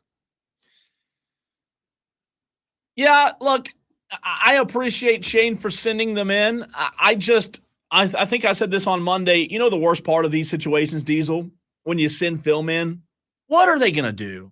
There's nothing they can do. They're not going to go back right? and change anything. They can't change the outcome. The officials, in my opinion, have zero accountability. They can do whatever they want. They work on wood and make crafts during the day, and they officiate as a hobby on the weekend, so they suck. And I'm not a South Carolina Gamecock fan. You'd think I was. But I'm telling you, man, I don't know how in the world you can stomach that if you're a Gamecock fan. That was atrocious. I went back and watched the bad calls, and they're even more difficult to watch. You ever heard the saying, leave no doubt? Yeah. When you're playing in a tight football game. Oh, the refs left no doubt. Well, when you're playing against a team that on paper you should lose to and you're beating, you got to leave no doubt whatsoever. You can't make boneheaded mistakes. You can't jump off sides. You can't give them opportunities, because that's how those games, like you and I have watched enough football that we know that good teams don't stay down for the entire game. They may play a bad first half. They may play a bad first three quarters, but good teams that have the talent, they somehow always find a way to come back and win games that they've played badly in.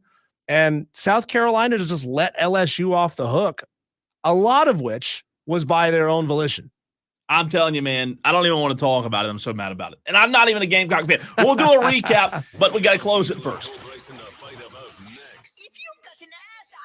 Submit your topics to Diesel at thefanupstate.com. Subject line fight on the Fan Upstate. So if you just tuned in, quick recap. Round one, does Mike Norvell deserve to be fired? Diesel says, yes, he does. I say, no, you got to give him one more year. Round two, all things being equal, what would put you over the top in deciding your portal destination? All you can eat biscuits or all you can eat burgers? They had a situation in Marshall where this is a real situation.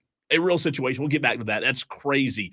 A lot of biscuits going out the door for free up there. Round three. Is it okay to blame the officials for Saturday's loss to LSU? Diesel says, no, you blew a 17-point lead. I say, you blame the officials all you want, because that was atrocious. What say you? 71307. Start your text with the word fan. We're also live on Twitter, Facebook, YouTube. Who's winning so far, Diesel? Are you, before we get there, are you Gamecock whiners telling me that you went back and you watched this game and there was not a single call that an objective football fan or a non-objective LSU fan would say, we got hosed on that call?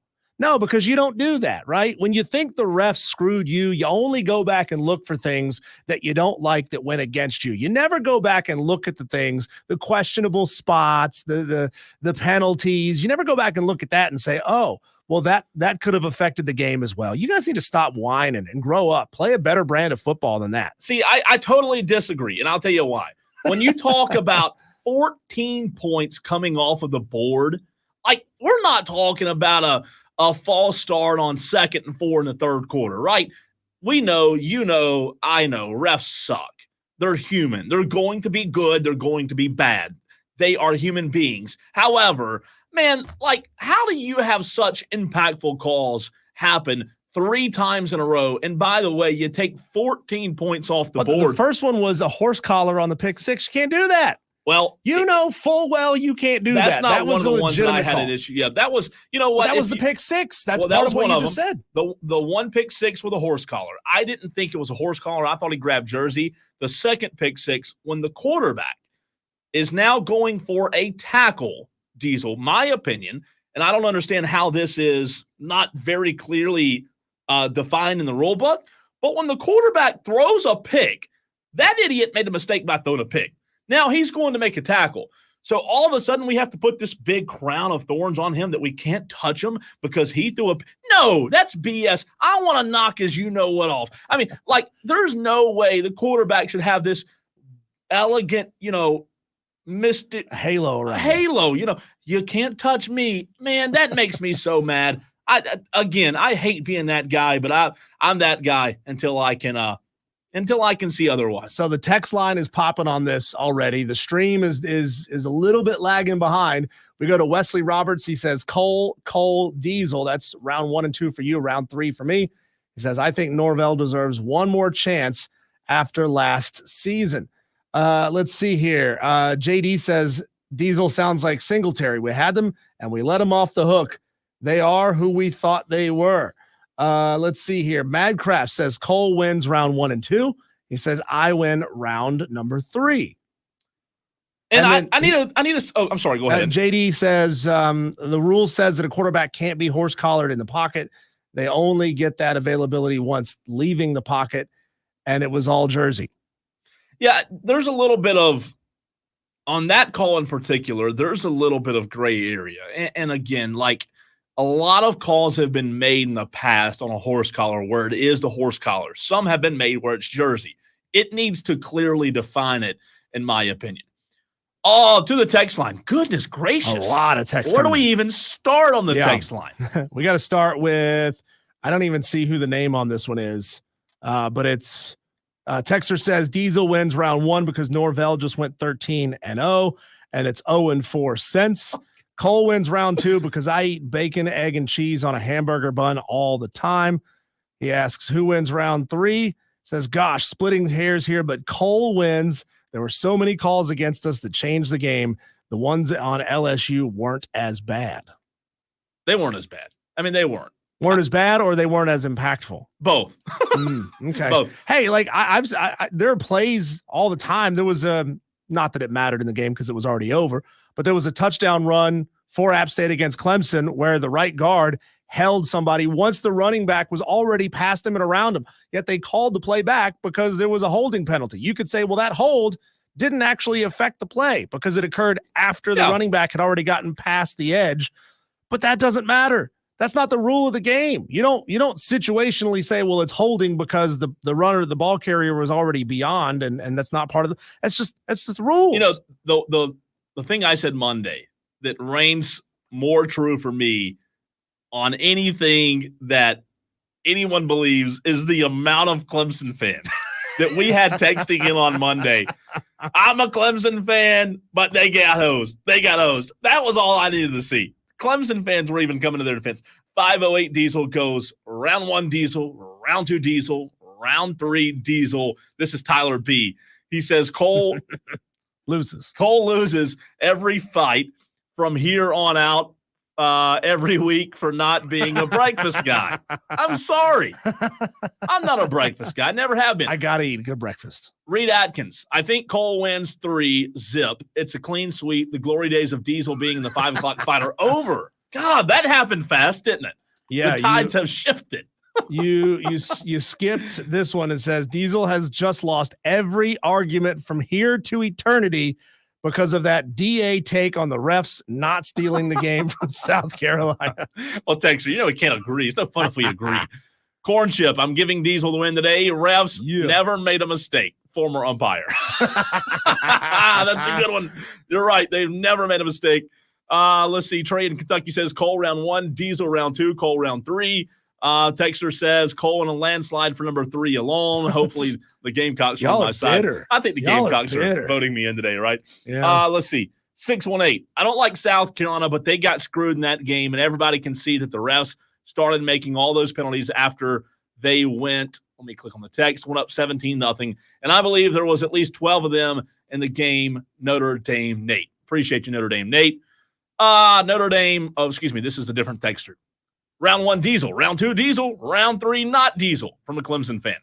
Nice. South Carolina had the chance to tie the game and choked. Quit crying, says a texter. Maybe a Clemson fan. I don't know there. 828 says Diesel. Cole Diesel. So you did get the win there. Jarrett Tripp says Cole for the sweep. Rick and Greer says Diesel sweep. You must have bought Diesel's or Rick's 35 cents worth of gas today. That's why he gave you the win. Mike Main. I'm going to act like an SEC ref right now, even though I think Diesel wins. Cole gets the sweep. That's pretty good. I'm going to send a letter to the head of officials of the SEC. We're going to talk about that and figure out what really happened on that one. When we come back, Cole, who are you tired of in sports? Who have you just had enough of in the sports world? That's coming up next on the Fan Upstate.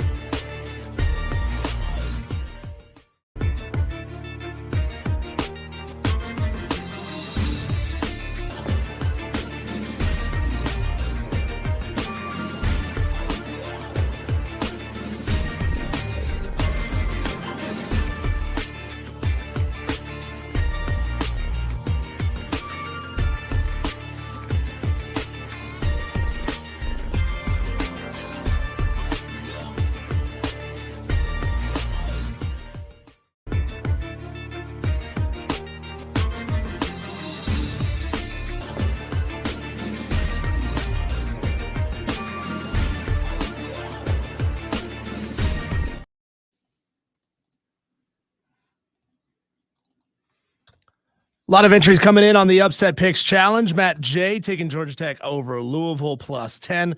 Lefty Tiger wants NC State plus 20.5 over his Tigers. How about that? I don't think he thinks NC State stands a chance of winning that game. But he wins either way, brother. Either his Clemson Tigers win the game. Wow. Or he gets 20.5 points in the Upset Picks Challenge. That's bold. Smart choice, Lefty Tiger. Reed Atkins taking Georgia Tech plus 10 over Louisville. We got JT and Greer, who's taking Cal plus 2.5 over Florida State. Falcon Jeremy and Notre Dame Nate both want Oklahoma plus 7 over Tennessee. Plus 2.5. Clemson Oculus wants BYU plus 7.5 over Kansas State. Tyler B wants Mississippi State plus 6 over Florida. Those are the recent entries into the Upset Picks Challenge that we've got over 40 entries already today. Let's go. Making this challenge so huge, the biggest it's ever been, the most number of unique entrants we've ever had for the Upset Picks Challenge. And we got to thank you, the Tolos, for being a part of it, and Ingalls Markets for being a big part of that as well. Cole, we all have those people in sports, in media, wherever, that we're just tired of dealing with. For some of y'all, it might be me. It might be Cole. Enough with those two idiots on the radio, especially Dewey. That's the way Dewey feels. Yeah, he says we should be fired.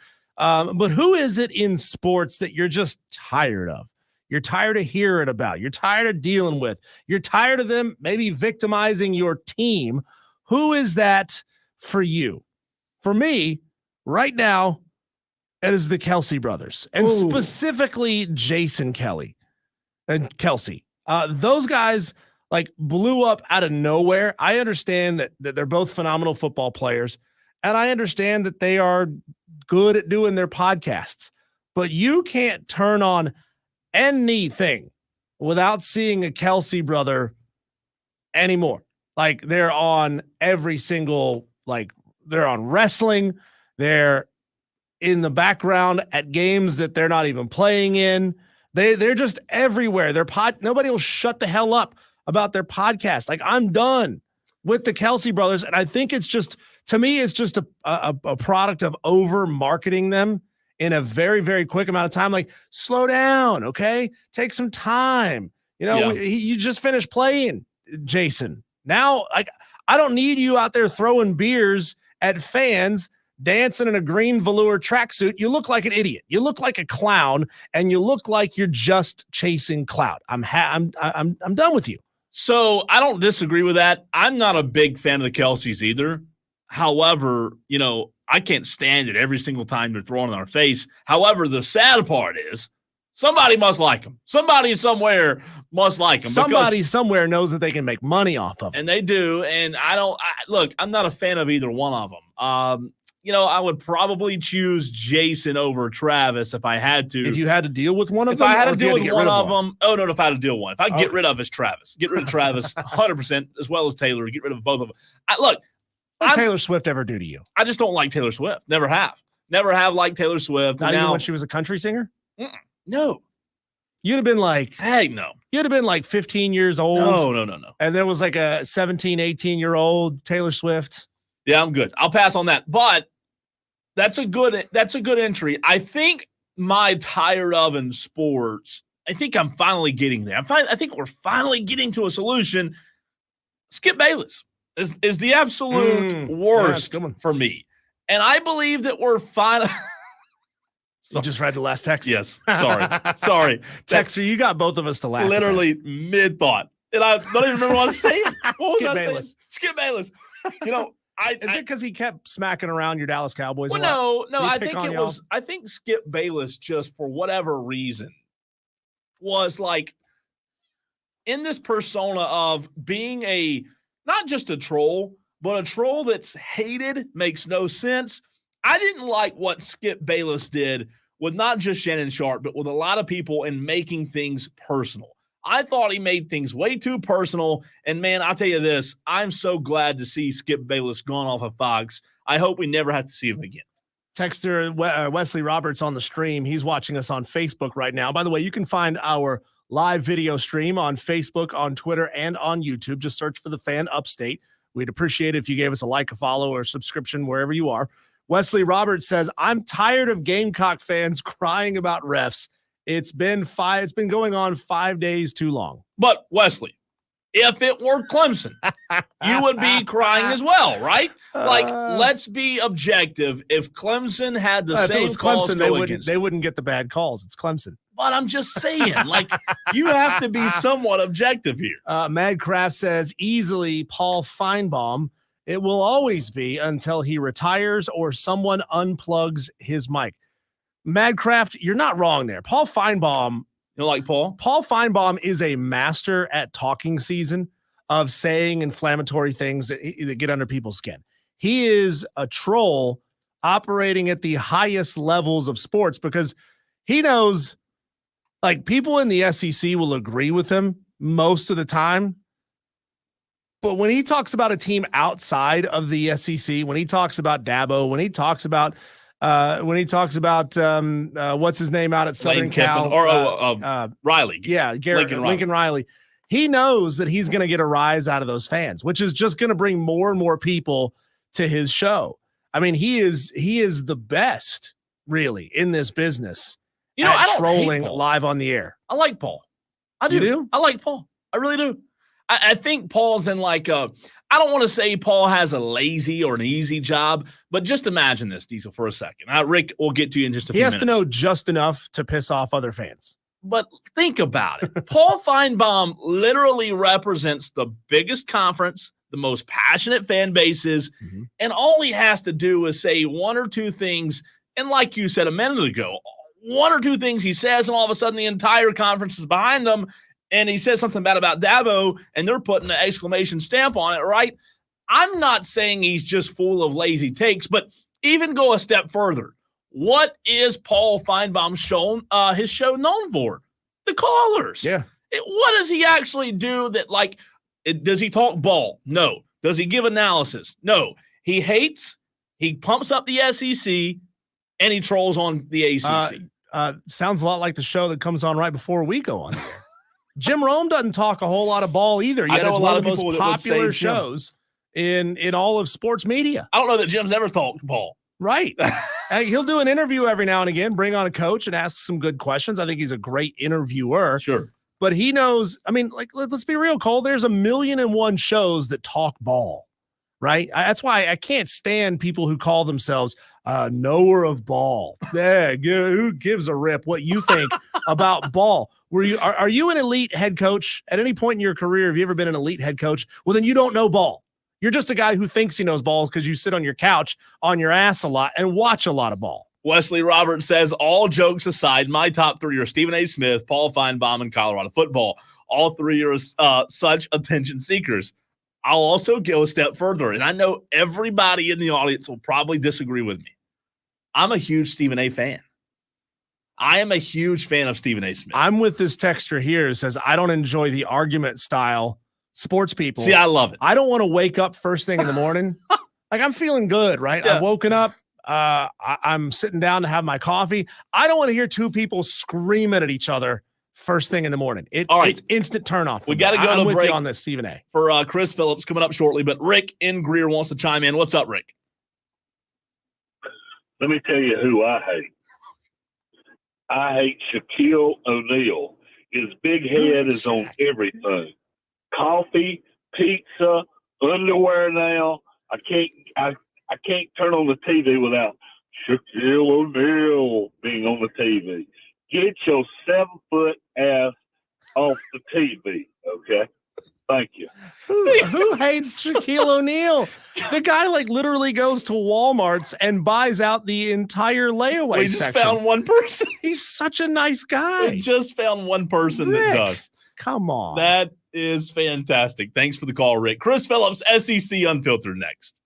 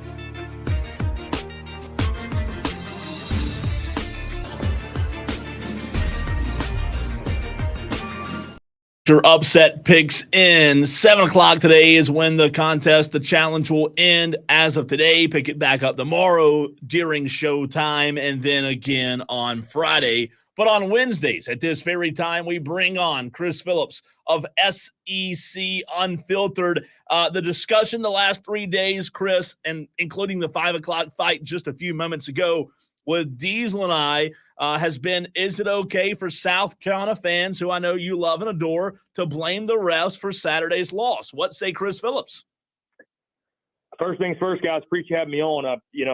Here's what I have to say about it. On Wednesday, September the 18th, more than 72 hours after the end of the game, it's time to build a bridge and get over it, boys. I don't really want to talk about refs anymore. I'll be totally transparent with you, and I don't really want to hear fans talk about it either. I mean, I had a very unpopular take early in the week, and that's totally fine. You guys know I embrace that. The referees were not good in the game on Saturday. Okay, I was there in person. The personal foul on Garrett Nussmeier was one on the interception, the pick six. In person looked a lot worse. I thought immediately when I saw it, that's a flag. They're going to throw that every time. The quarterback got decked. When I went back and watched the replay, it didn't look nearly as bad as it looked in person. That is a flag I would have liked to have seen the refs keep in the pocket. There's no question. Guys, the refs are not why South Carolina lost. They're just not. Maybe it's the way I'm wired. I was stunned when I got on social media after the game, immediately following, because I didn't have a lot of service in the stadium or whatever. So I got on at the game. I was stunned people were solely blaming the refs when there were so many other opportunities for South Carolina to take control of that game and win the football game. So I would say no. I don't think you should be blaming the refs solely. And it's 72 hours, more than that later. It's time to get over it, guys. Like, South Carolina could have won the game. They were at home up 17-0. They should have won the game. The refs were a piece of it, sure, but there are controllables and there are uncontrollables in life and in sports, and you got to worry about the things you can control. And there were a lot of controllables that South Carolina did not take advantage of, and that thus cost them the game. Chris Phillips of SEC Unfiltered joining us here on Wire to Wire, the fan upstate. Chris, Florida is proving that nothing mobilizes people like hatred and disgust. Boosters got together. They pledged the $28 million to get rid of Billy Napier, weighing the pros and cons of making a move mid-season. You lose the locker room if you keep them, and then you lose players if you move on from them in the transfer portal. Where do you land on what Florida should do, and when should they do it? Well, Diesel, a lot of it will come down to what they may have to do, right? If they lose to Mississippi State this weekend, I don't know that they're really going to have much of a choice.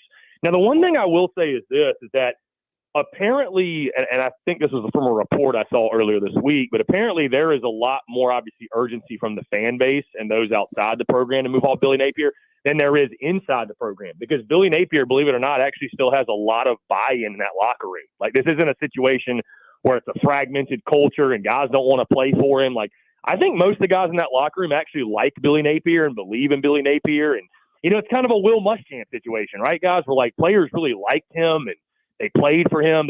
Those teams weren't very good, and thus he ended up, getting fired. So, listen, you keep losing games. I do think it's a situation to where I don't know if Mississippi State would be the game where he's fired by Monday. That could come a few weeks later against UCF, although it would make a lot of sense if they were to lose to the Bulldogs, that you've got a bye week upcoming. You could, because I think, guys, there's just a lot to figure out behind the scenes. And I think that's why they haven't made a move yet in regards to, okay, well, who's going to be hiring the next football coach? Who's the interim going to be, right? Like, that's a question I don't know that they have an answer to yet. So it's a really tricky situation down in Gainesville, and it only gets more difficult if you keep losing games, especially, if you lose to Mississippi State, who just got blown out by Toledo. I would not be surprised if he was out by next Monday. Chris, to stay right there with Florida here for one more second, you retweeted a video of Urban Meyer saying that ship has sailed, asked if he would come back. As disgraced as he's been since he left, if you put it on a simple Twitter poll, yes or no, do you want Urban Meyer back? What percentage of Florida fans would you say really would want Urban Meyer back? I think most would take him back in a heartbeat. I'd probably put it 75-25. Probably say they want him back because of, maybe the disgraced exit. He's a heck of a football coach. You know what I mean? Like, this is a guy that the last national titles, the last really, really great Florida teams were with him at the helm. So if he had the desire to come back, I think the fan base would rally around it and would absolutely say yes. And I even think the 25% that I may have put in the no, I think they could very, very easily come around to it if he was motivated to take the job, but he's not. I believe Urban Meyer when he says that ship has sailed, he's done. I don't see it happening. So I would strike Urban Meyer's name off the list if I were a Florida fan. Chris Phillips, SEC Unfiltered. Chris, very simple question for you. Simply put, in your opinion, is the Florida job a top 5 job in the conference? That's a really good question. Cole, because it's right there on the fringe line, I think. Right now, I'd probably put it at 6, just outside of the top 5, because now we add Texas and Oklahoma, right? So I would think of Georgia, Texas, LSU, Alabama, and then it's like, who's in that 5 spot? Is Tennessee a better job right now? I think right now Tennessee is a better job, guys, because leadership is a lot better. Like, you have Danny White, your AD, and you look at what Tennessee's doing. I give them a lot of credit.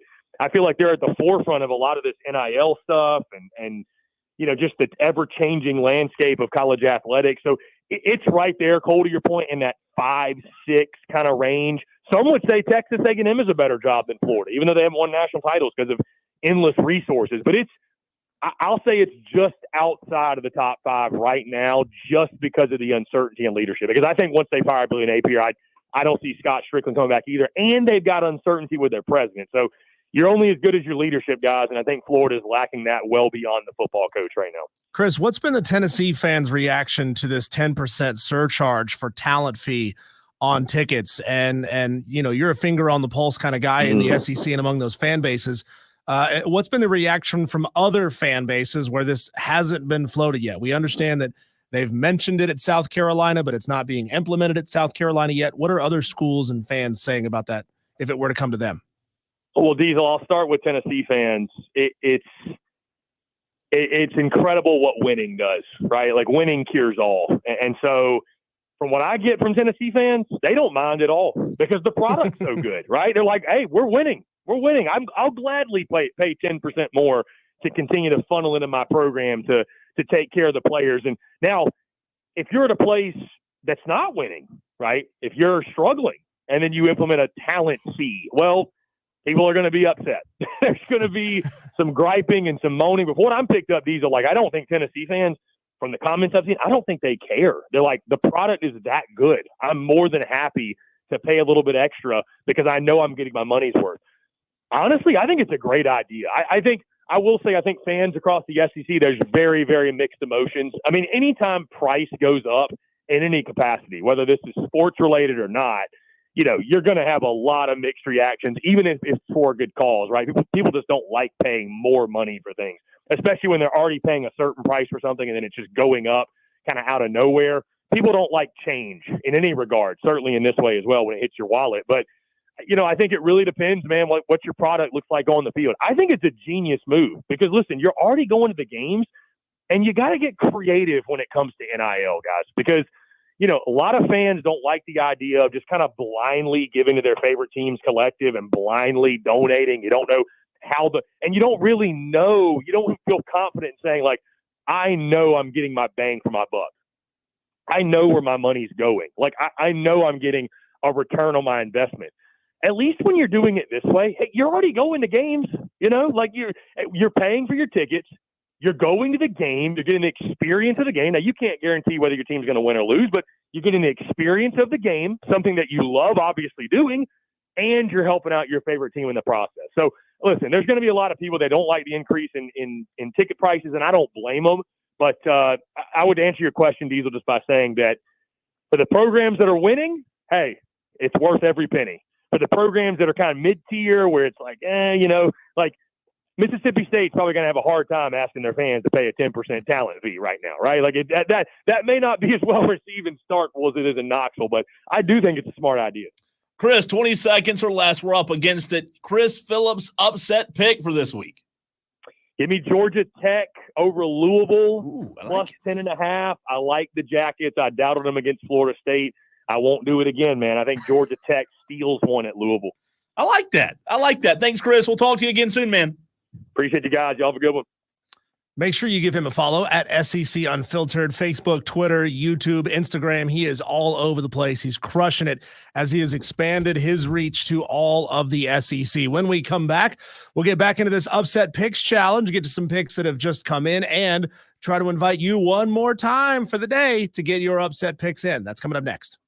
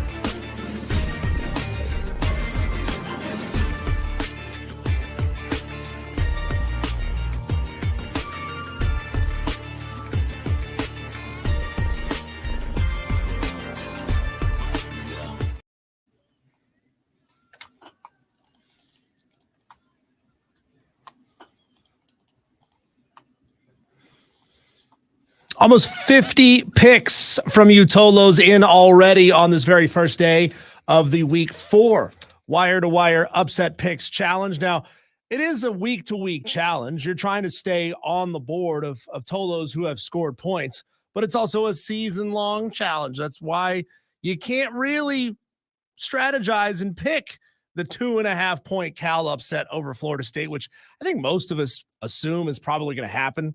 Like, Florida State sucks. If you're just trying to get on the board, that's not a bad choice, but you're certainly not going to catch up to Amazon Guy and Josh Pate, who are running away with the Upset Picks Challenge here in 2024. This challenge brought to you by Ingles Markets, and of course, we appreciate their involvement and their participation in making this thing the biggest and best Upset Picks Challenge we've ever had here on the Fan Upstate. I want to invite you Tolos who haven't yet gotten in your upset pick to text it to us, 71307. Start your text with keyword fan. Send us your name, your game, and the spread. So here's how your text should read. I'm going to make this up. Your name is John. John, text in 71307. The first word of your text is fan. And the reason for that is we share a text line with our sister station.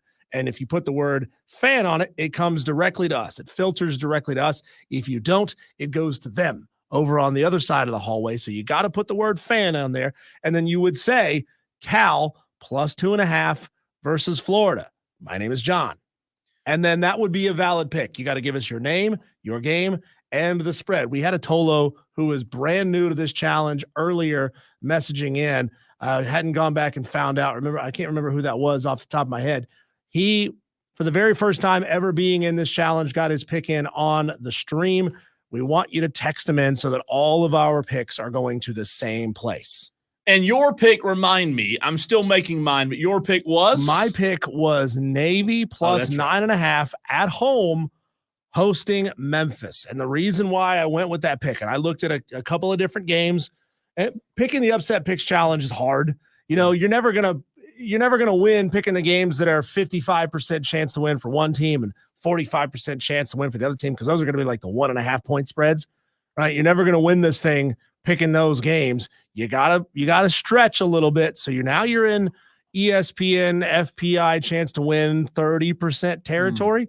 And I like this game a lot. Number one, because Navy is like that kind of weird streaky team that every 4 or 5 years will pop up and be really good. And they'll just have like this really uber disciplined team. I mean, they're all soldiers, right? They're all in the military, heading off to fight for our country one day. But they always play really disciplined defense, and they are doing that in spades this year.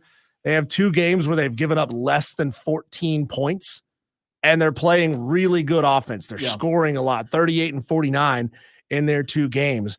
So I think Memphis might be riding a little bit high off of their win over Florida State last week, and Navy at home is going to get them. You know, I've seen on the board. I've seen a few Georgia Tech, Louisville picks on the text line 71307.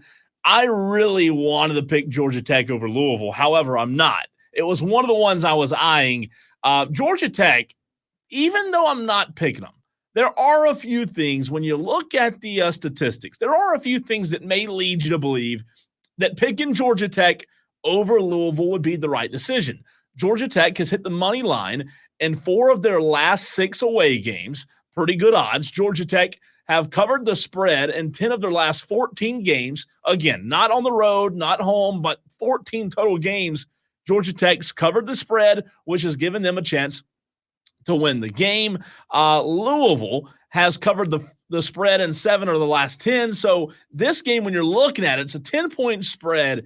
Louisville favored. You know, if we were picking just the spread, I'd feel pretty confident, Diesel, to say I like Georgia Tech to cover the spread and keep this game close. However, there's not enough there for me to take Georgia Tech, who's 1-4 in the, I'm looking at some of these stats, like 1-4 when being a 10-point favorite in the last 3 years, 10-4 when allowing less than, these amount of yards per. I just can't buy into the Georgia Tech hype yet. I've seen them beat some teams. However, the teams that they've beaten haven't turned out to be very good. So I can't pick that one. I do think Louisville is going to be one of the better teams in the country. So, I don't hate your pick. I also don't hate Chris Phillips's pick. And, I'm looking at the games. I just hadn't found one yet. Hadn't found one. Okay, and that's fine. You take all the time you need. Some of us I may are just, have one. late bloomers. It's okay. Yeah, It's okay to take your time on this. I would say that Georgia Tech plus 10 over Louisville is, if it's not the most popular choice, it's pretty close. Second or third. We've had quite a few people taking Southern Miss over Jacksonville State. That one's +6 for Southern Miss. We've got quite a few people taking James Madison over North Carolina. Josh Pate, who's doing really well in this challenge, he's taking BYU +7.5 against Kansas State. Ooh. Jake Crane, he's taking James Madison over UNC. Shane Connick taking Georgia Tech over Louisville. Can't do it. Chris Phillips taking Georgia Tech over Louisville. Melissa Level of Ingalls, she's going big and bold. And I even tried to talk her out of this pick. Yeah. I tried to talk her out of it.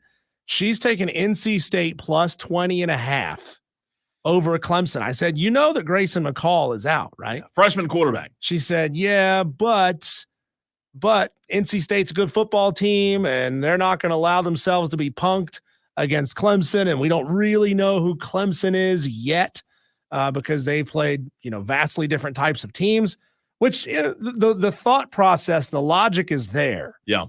And even when Grayson McCall was playing for NC State the last couple of weeks, he hasn't looked great either. So, it's hard for me to tell Melissa. I'd never tell her this to her face. It's hard for me to tell her she's making a dumb pick. She's making a dumb pick. Hey, Scotty from BMW also riding with Chris Phillips and a lot of others taking Georgia Tech over Louisville. Scotty from BMW texted the show just a few minutes ago. Philip Rollins says NC State +20.5. There's another one. I can't do it. I cannot do it. A freshman quarterback on the road. There's no way. We've had such a pendulum swing on Dabo Swinney this season. I mean, all off season, we were down on Dabo saying, the win total is down. You didn't hit your 10 wins thing that you love to talk about so much. Portal, NIL, all that stuff, yada, yada, yada. And then they get their asses handed to them in the first game of the season against Georgia. Blowout loss, looked completely inept on offense. Very different story in week 2. They blew out App State, made them look very inept on defense. And just this pendulum swing back. It's the I told you so's are just ping-ponging back and forth. Who gets to tell you I told you so? We were telling I told you so's after week 1 when you lost to Georgia. And then those fans on the opposite side were getting to do the I told you Garrett Riley would get it right. I told you Cade Klubnik had the touch. I told you this offense was going to be really good. So we don't really know who this Clemson team is. All right, I got mine. I've got mine. Okay. I just got it. I've been marking looking it down. I'm telling you, this one's interesting. I'm not swinging for the fence here. Okay. But this team that I'm picking against Diesel is 1-6 against the spread in their last 7 games, which means in the last 7, they haven't covered the spread. They haven't beaten the teams like they were supposed to. This team that I'm picking against comes into this matchup with a perfect 3-0 record at home. They'll be looking for their 4th straight win, home field advantage, right? However, the first 2 games against Campbell and New Mexico State for this team weren't quite impressive. The team I'm rolling with nearly beat a very good App State team last week. Their offense disappeared after the first quarter. I know there was some shaky offense the rest of the game, but I'm picking East Carolina on the road at Liberty, who hasn't been tested. -6 is what it says right now. I don't know what it was at 3:00 today. So you're taking East Carolina +6 Give me at ECU. Liberty. I looked at that game. Did you? Honestly, I did. Garcia, the quarterback at East Carolina, he's very interception happy. Yeah. Throws a lot of picks. But I got to think that Liberty under Jamie Chadwell just doesn't have the horses to play against teams that are slightly more talented than them. Liberty, they play the worst schedule in college football, and I'm not making that up. You look at the rankings. They are playing the easiest schedule in college football for the second year straight. And somehow, some way, whether it's they're good or whether it's that they're playing nobodies, they skated through last year, and thus far they're skating through this year. I mean, I want East Carolina to go on. I've never rooted for the Pirates, not one in my life. You are today? But I want East Carolina to go on the road and absolutely murder the Liberty Flamers. Wesley Roberts says, you're going to regret that, Cole. Diesel, to your point, Jake Garcia, quarterback for ECU, 5 touchdowns to 8 interceptions. Yeah, he throws a lot of picks. How many yards? Let's see, 870. He's throwing the ball a lot. I'm going to tell you why I'm going with him. One reason. This is a terrible reason to go with the team. I'm pulling for the running back. I'm pulling for Rajay Harris of Duncan, former Burns Rebel, 253 yards on the season, 2 touchdowns. He's their guy. He's their workhorse. He is a running back that Liberty has not had to see yet. I do believe, though, ECU plays a little bit more of a bullish brand of football, physical brand than Liberty does. I think, 6-point spread. I'll be interested to see if that line moves, because I thought that game would be Diesel. I thought Liberty would be favored by like 10. I thought they'd be favored by 10, maybe 11 points. It being 6 surprises me. It wouldn't be a huge win for my upset picks, but give me ECU on the road at Liberty. I tell you, if ECU doesn't get this win, or if they get blown out on the road, Mike Houston is in a tough spot. I mean, Houston was really good at James Madison. There's a reason why he moved up. He was winning a lot of games when they were FCS. He got the job at East Carolina, thought that he might be able to resurrect that program, and he has not been good. 24-34. Yeah, he has not been good at East Carolina. But, he's a good football coach. He's going to be, I think, one of those guys. And East Carolina, they've got so much history as a really good football program. In the 90s, they were really, really good. I mean, if conference realignment was alive and well 30 years ago, East Carolina would probably be in the Big 12 right now, just because of the way they were playing at the time. And have things changed? That's a fan base that still expects to win and demands winning. Yeah. But I mean, I think this is the last year. If Mike Houston can't get it right, if he gets blown out by a team that just moved up 2 years ago, they're going to be calling for his head. Diesel, he was 37-6 at James Madison. And now as good as it gets. Yeah, as good as it gets. And now is 24-34 at ECU. Wesley Roberts on the Facebook stream says, I am biased, talking about Liberty. He said, I'm biased because my brother-in-law runs their offense, but Liberty is going to put up some points and win. Is Willie Corn still with them? Should be. Did he go? Did he travel with him? I think so. Your brother-in-law is Willie Corn? That's the way I read it, Wesley Roberts. Okay, I'll tell you this. I do pick ECU. I did pick ECU. I don't have a ton of confidence in them, but I'm going to pick them anyways. I love how you went like, I don't have a pick. I don't have a pick. I don't have a pick. Bam! I don't like this pick, but I'm taking it anyway. I'm taking it because of Rajay Harris. That's the only reason. I love Rajay. He comes from a great family. Got to call his games when he was at Burns 2019. Fantastic running back. I'm going to ECU. And one more time, Diesel's upset pick is Navy at home plus 9.5 Sound the horns. Against Memphis. I don't hate that. I really don't. I think that might be a safe pick. Shout out to @Guy Randall, who just followed us on Twitter, @TheFanUpstate. Let's Shout go. out to you, Guy. Appreciate you, man. Appreciate you being a Tolo. We'll have Kelley Ford of K Ford Ratings in the very next segment. If you missed it earlier in the show, we've got it for you next.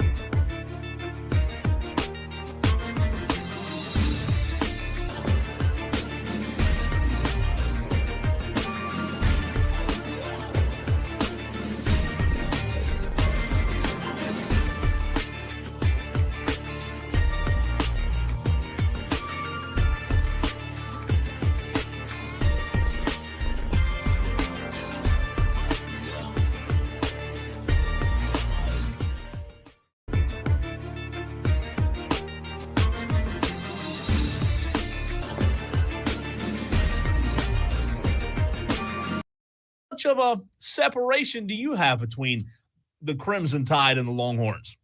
Yeah, guys, thanks for having me. As always, I appreciate it. And I'll be honest, I really don't even look at the AP poll. Like, I don't know who they have ranked where, why, any of that. To me, the AP poll does not carry a lot of weight. I don't even think voters know, especially early in the season, what are we voting on? Are we voting on, who we think the best teams are, who has the best resume, who we project to have the best resume at the end of the year? I really don't know. So for me, there's two approaches you can take here. One is a power rating standpoint, which team is better? And right now, I do have Alabama as my number one power-rated team. Texas is number two, but guys, rounded to the nearest tenth of a football point per game, they are tied. Both Alabama and Texas have a K-Ford rating right now of 29.6, which means each of these teams is 29.6 points better than the average FBS team if they were to play on a neutral field. So it is very, very tight. There is very little that separates those two from a power rating standpoint. I will say from a resume standpoint, at this point in time, I would give the nod to Texas. I have Texas number 3 in my most deserving rankings. So how much have you accomplished this year relative to what would be expected of the number 12 team playing your schedule? Texas is number 3 behind Northern Illinois and Georgia. Alabama, for me, and most deserving, right now comes in at number 14. Kelley, from a couple of teams who have impressed to now a team that has depressed its entire fan base, Florida State, still at number 37 in your power rankings, 1 spot behind Memphis, 2 spots ahead of Georgia Tech, both teams that they have lost to. We went back and forth on Texas being in the top 10 a couple of years ago, and I know your ratings are predictive, not resume-based, but what do your numbers see in Florida State, despite the repugnant performances that we've seen thus far, that still has them rated in the top 40? So I'm glad you asked the question, because you're right. For those that have been listening for a couple of years, it was 2 or 3 years ago now, that late in the year, I mean, week 11, 12, 13, my model and many others out there had Texas as a top 10 power rated team, despite at the time 3 or 4 regular season losses. So that's a different case. Texas late in the year, a couple of years ago, from a power rating standpoint, than Florida State right now after 3 games being 0-3. I will tell you that Florida State is only power rated when, what'd you say? I'm looking it up here, number 37 right now. The only reason Florida State is number 37 is because they were number 12 for me in the power ratings to come into the year, and we still have a significant amount of preseason weight assigned to your rating. We can't phase it out fast enough, it seems like, for Florida State. So I will say right now confidently that unless Florida State turns it around and starts performing at a much higher level than they have through their first 3 games, they will continue to plummet in the power ratings. If we removed the preseason weight, the preseason component for this Florida State team is a team that's looking like they're in the 60s or the 70s in the power rating, certainly not in the top 40. I will also say for Florida State, they are my number 1 biggest underachiever to this point. We expected them to have, more than 2.5 wins at this point of the season. They currently have 0. They have also been downgraded already almost 10 points in the model. That's a massive amount for just 3 games in. They've been downgraded 10 points. It's the second most that any team has been downgraded this year in FBS. So certainly Florida State needs to turn it around. Their fan base at this point has probably given up on the season and the goals that they've had. And a lot of pieces I'd say, hey, it's too early to give it up. They're 0-3, but we haven't started conference play. No, we've started conference play. They're 0-2 in the ACC. The season that Florida State fans were expecting, it's not there. It is a lost cause, and I don't say that lightly after just 3 games. Kelley, we had a barn burner in Columbia on Saturday here in Gamecock country. JB, one of our Tolos, wants to know, putting you on the spot here, if you can tell the percentage of chance the Gamecocks have of winning 8 games this season despite the loss to LSU. Absolutely. So this is something I can do with any team every single Monday when the numbers get updated. If I look at the South Carolina team projection tab, which is on the website, k4ratings.com, right now the model is suggesting there is a 13% chance that South Carolina reaches at least 8 regular season wins. So a 13% chance. If we look at their schedule, I've got them as a big favorite, of course, this weekend against Akron, a comfortable favorite at Vanderbilt in week 11, and at home against FCS Wofford in week 13. Outside of that, right now, the Gamecocks are projecting as underdogs in each of their remaining games, but Texas A&M at home, and Missouri at home. 2 teams power rated inside the top 16. Both of those right now are projecting as 1-score games. So certainly there's still a path for South Carolina to have a good year, even after what ended up being a disappointing loss. Man, they did play pretty darn well against LSU. I've got a 74% chance to go bowling, a 13% chance to reach at least 8 wins. His website, kfordratings.com, is your college football cheat sheet. Kelley, how do your ratings look at, or what does it say about teams coming off a bye? And how do you factor in injuries into your model? I'm looking at, NC State, who's got Grayson McCall injured and won't play this week against Clemson. So these are 2 let's answer the first one first. Coming off of a bye, coming off of an off week, my model does not capture, that's what I call a scheduling dynamic. That's one of the things my model does not capture. So when you're a team that's had additional rest compared to your opponent, certainly as a viewer, as a fan, as a bettor, you're going to account for that and make manual adjustments. The model at this stage does not make that adjustment. That is on my future wish list of things to add into the model. So that's that answer. I do think it's important. I do think that data will show us that if you have more time to prepare than your opponent, you're going to perform better than expected relative to what the model would expect with a equal rest time and equal prep time. With regard to the injuries, if it's a quarterback, you talk about Grayson McCall. If it's a quarterback, I can and do go into the model and manually make an adjustment. Really, any other position at this stage, because I'm doing it for 134 teams and it's a side hobby, it's not my main gig, right? I don't usually make the manual adjustments for injuries except for these extreme cases. Now, injuries do then get implicitly accounted for because the model will say, wow, that NC State offense did not look as good as we thought. Something's going on there if I didn't make an adjustment for an injury to a McCall or somebody like that. And so week over week, it's going to adjust the expectation to the point where if a player misses a significant amount of time, the model is already accounted for. Well, not this player being missing, but this player not playing very well, let's say. And so it's made that adjustment. So quarterbacks, I can manually adjust. Every other position, it gets implicitly factored in over the course of the injury. Kelley Ford of K Ford Ratings joining us right here on the Fan Upstate as he does on Wednesdays at 4:20. Kelley, we know, I said it a minute ago, we're in Gamecock country, but if I don't correct myself, I'll get scolded. We're also in Tiger country as well. Clemson now, one of the favorites in the ACC. When you look at your projected ACC standings, boy, you talk about thin. You talk about close. Miami and Clemson right there neck and neck. What separates the two?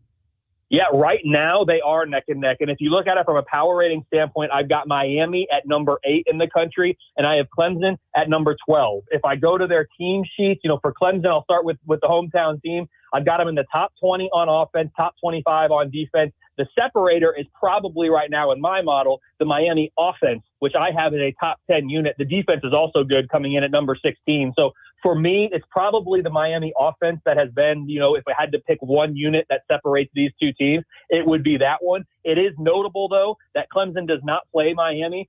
Clemson does not play Boston College, who's a team who has emerged in the ACC as a potential contender here. If you look at the other contender being Louisville, that's a home game for the Tigers in Week 10, coming off of an off week. Again, something that we know is important, even if it's not explicitly factored into the model. So the path is there for Clemson. Right now, I've got a 13% chance to win out and finish the year at 11-1, a 45% chance to win at least 10 regular season games, which for my model and what it's suggesting, that's kind of that threshold that Clemson will need to reach to be in that at-large conversation. So certainly Tiger fans should be feeling good about the improvement that they made following the Georgia game with absolutely just wiping the floor with App State. A great performance. This team's been upgraded about 1.5 points since the preseason after a small downgrade after the Georgia game. So Clemson is right there. They're a favorite in every single game remaining. There's only 2 left on the schedule that my numbers even project to be 1 score. That is Louisville, like I talked about, at home. And the next week at Virginia Tech on the road. Of course, that's always a tricky place to play.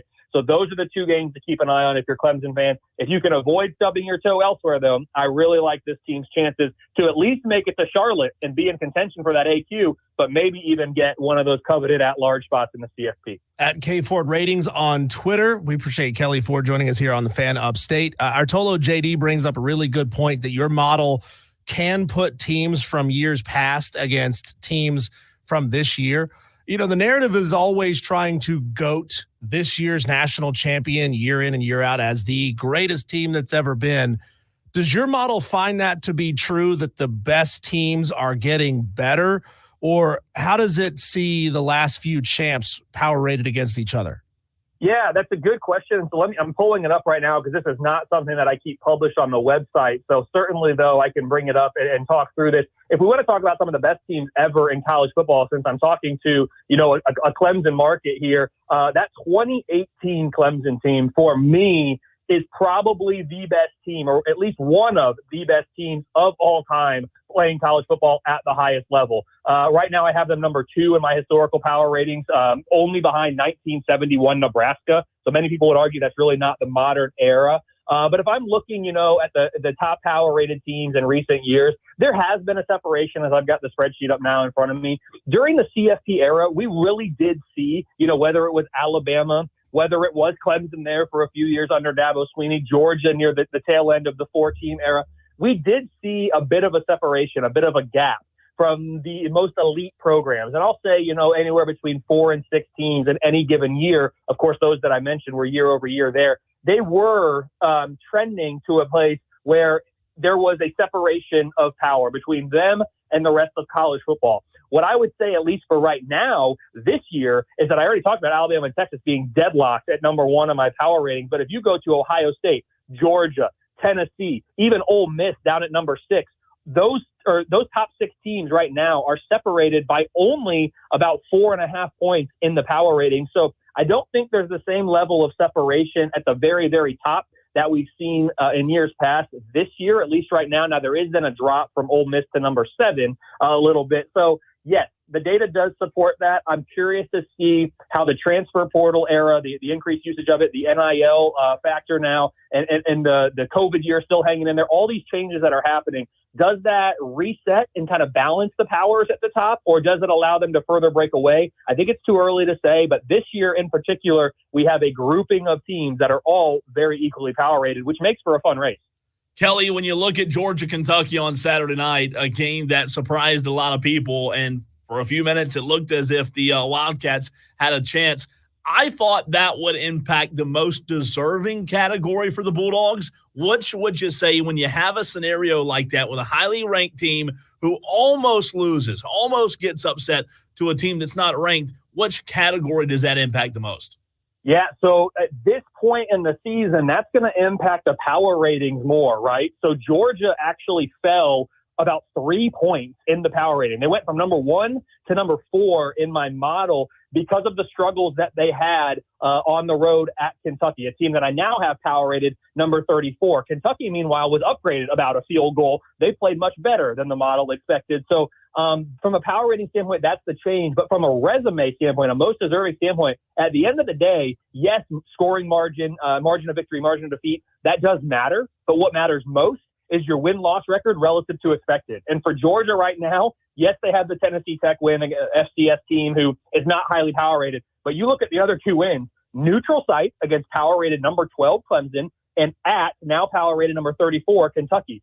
There's not, this early in the year, there is not a lot of other resumes out there that are more impressive than what Georgia has. So they actually moved up 1 spot in the resume ranking. They are now number 2 for me behind only Northern Illinois in that metric. So Georgia, yes, it was concerning from a power rating standpoint. They were deducted points and certainly want to see a bounce back there. This is still a top 10 offense. It's still a top 5 defense for me in my model. So we still expect Georgia to be a good team this year, but they are not the runaway favorites that maybe at certain points in the preseason, some, including my own model, were suggesting they might be. So Kentucky certainly showed well, even in a loss. Georgia did not play up to the level that we expected, but they did get the win. And at the end of the day, in a most deserving ranking, that's what's most important. Kelley, Artolo T. Ray asks jokingly if your model factors in poor refereeing. He's a South Carolina Gamecock fan, and he's still bent about a lot of those plays in the LSU game. But another Tolo of ours, Dan B., is a diehard Nebraska fan, and he wants to know the percentages of Nebraska winning either 9 or 10 games, according to your model. Yeah, give me a second here. I'll pull up Nebraska, who has certainly had a great start to the year. I have them right now in the most deserving at number 27, and they're number 26 in the power ratings. This is a team that's been upgraded about 2 points since the preseason. So certainly liking what it's seeing from the quarterback Raiola there, and with Matt Rule in year 2. Certainly, we expect big things next year. Maybe he's even a little bit ahead of schedule. For Nebraska, I think the question was 8 or 9 wins. I've got a 61% chance to win at least 8 games and a 30% chance to win at least 9 games. If you look at the Nebraska schedule, big game on Friday night. Really, really big game. They've got Illinois at home. My numbers do like Nebraska in that game. 67% chance to win. It's a one-score projection, though, so those are kind of toss-up games for me. Rutgers in a couple of weeks is a one-score game. At Indiana, coming off of an off week, is a one-score game. And then to close the year on the road at Iowa, a game that's always on Friday after Thanksgiving, which I absolutely love. That's a one-score projected game too. So only the road trips to Ohio State and USC are currently projecting as larger than one-scored underdogs for Nebraska. So it could be a special year for the Cornhuskers. My model is impressed with what it's seen. The defense is number 3 in the country, and the offense has been better than we thought it was going to be. They're right now at number 70. If they can keep improving that, it could be a great year for the Cornhuskers. Kelley, we appreciate your time as always, and we'll talk to you again real soon, man. Great job. Can't wait. Thanks, guys. Appreciate it.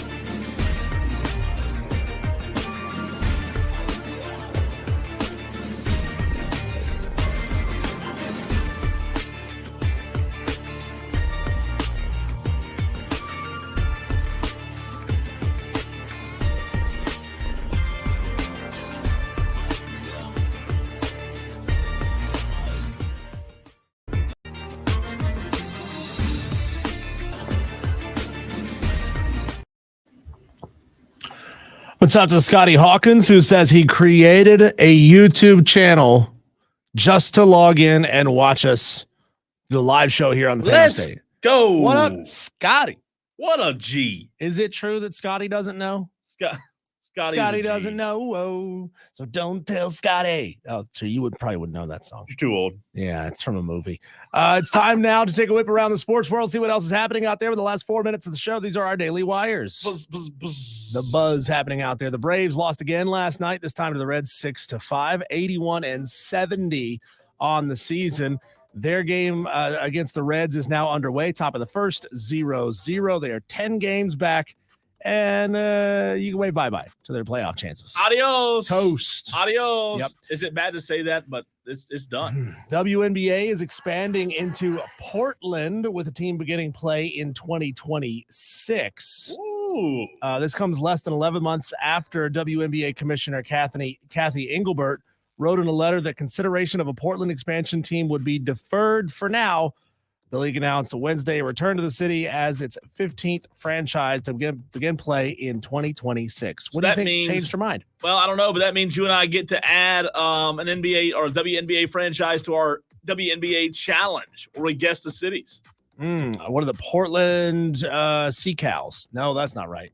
The Portland. Oh, we'll workshop it. We'll workshop it. The Miami Dolphins placed Tua on injured reserve Tuesday after he suffered another concussion. That means he'll be out for 4 weeks. The following week after his first available return is a bye, so it'll actually be 5 weeks before we possibly see Tua back on the field. Wake Forest, we talked about this yesterday. They canceled their return game at Ole Miss. Well, they have now announced they have filled that canceled open date with a home-and-home series with Oregon State. Make it make sense. Yeah. Why do people in Corvallis care about Wake Forest and vice versa?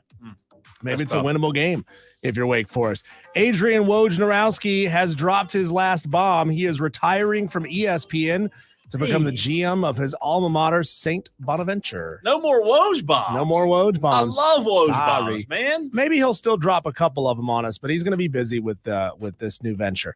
Congratulations to him. Falcons head coach Raheem Morris did you see this? He defended Drake London's gun celebration at Monday Night Football. He says he was probably shooting a T-shirt cannon, not an actual gun. That's what. Good response, Raheem. Good answer. Why do we have a problem? I didn't see what Drake did, but haven't quarterbacks in college football and pro been doing the bow and arrow thing a long time? That's a weapon too. It's a proto gun. It is. Marshall head coach Charles Huff is attempting to. This is funny. He's attempting to lure Ohio State players who can run fast to transfer to Marshall for free all-you-can-eat biscuits at Tudor's Biscuits, a local establishment there in Huntington. Not mistaken for Hooters. No, Tudor's. Tudors, not Tooters. Sounds a little similar to me. I'm just saying. Going back to the NFL and to the Miami Dolphins, former Dolphin and Texas Longhorn Ricky Williams has been nominated for the Pro Football Hall of Fame. He tallied 10,000 rushing yards and 2,000 receiving yards in his career and 66 touchdowns as a pro. I remember when he came out of Texas, he was damn near unstoppable. Pretty good stats. I guess that's Hall of Fame. And then he got into the weed and changed his entire personality. Not good. Jordan Love has returned to practice for the Green Bay Packers. Don't know if he'll play on Sunday. I would be shocked if he did, but he's dealing with a knee injury. Take your time, Jordan. Come back when you're healthy, when you get right. They won without him Sunday with Malik Willis. I mean, hey, it's not a bad backup. So yeah, I'd say keep him out. And finally, Baker Mayfield has weighed in on the Bryce Young story in Carolina getting benched. He said Bryce's story is, quote, far from finished. He would know how Carolina can screw up and slow down your development as a quarterback. He knows. Bo knows. No, Baker knows. Sorry, Baker knows. I like Baker, man. I'm a Baker guy. And look, I'll say this. Baker has a point. He's right. His career could continue, but Baker has intangibles that Bryce Young just doesn't have. I don't know if I'm buying that. But Baker looked an awful lot better He still didn't look great, but in Cleveland, he looked a lot better than Bryce did Right. in Carolina. We'll do it again tomorrow. It'll be a Thursday edition high school coaches spotlight and a ton more to get to on Wire to Wire.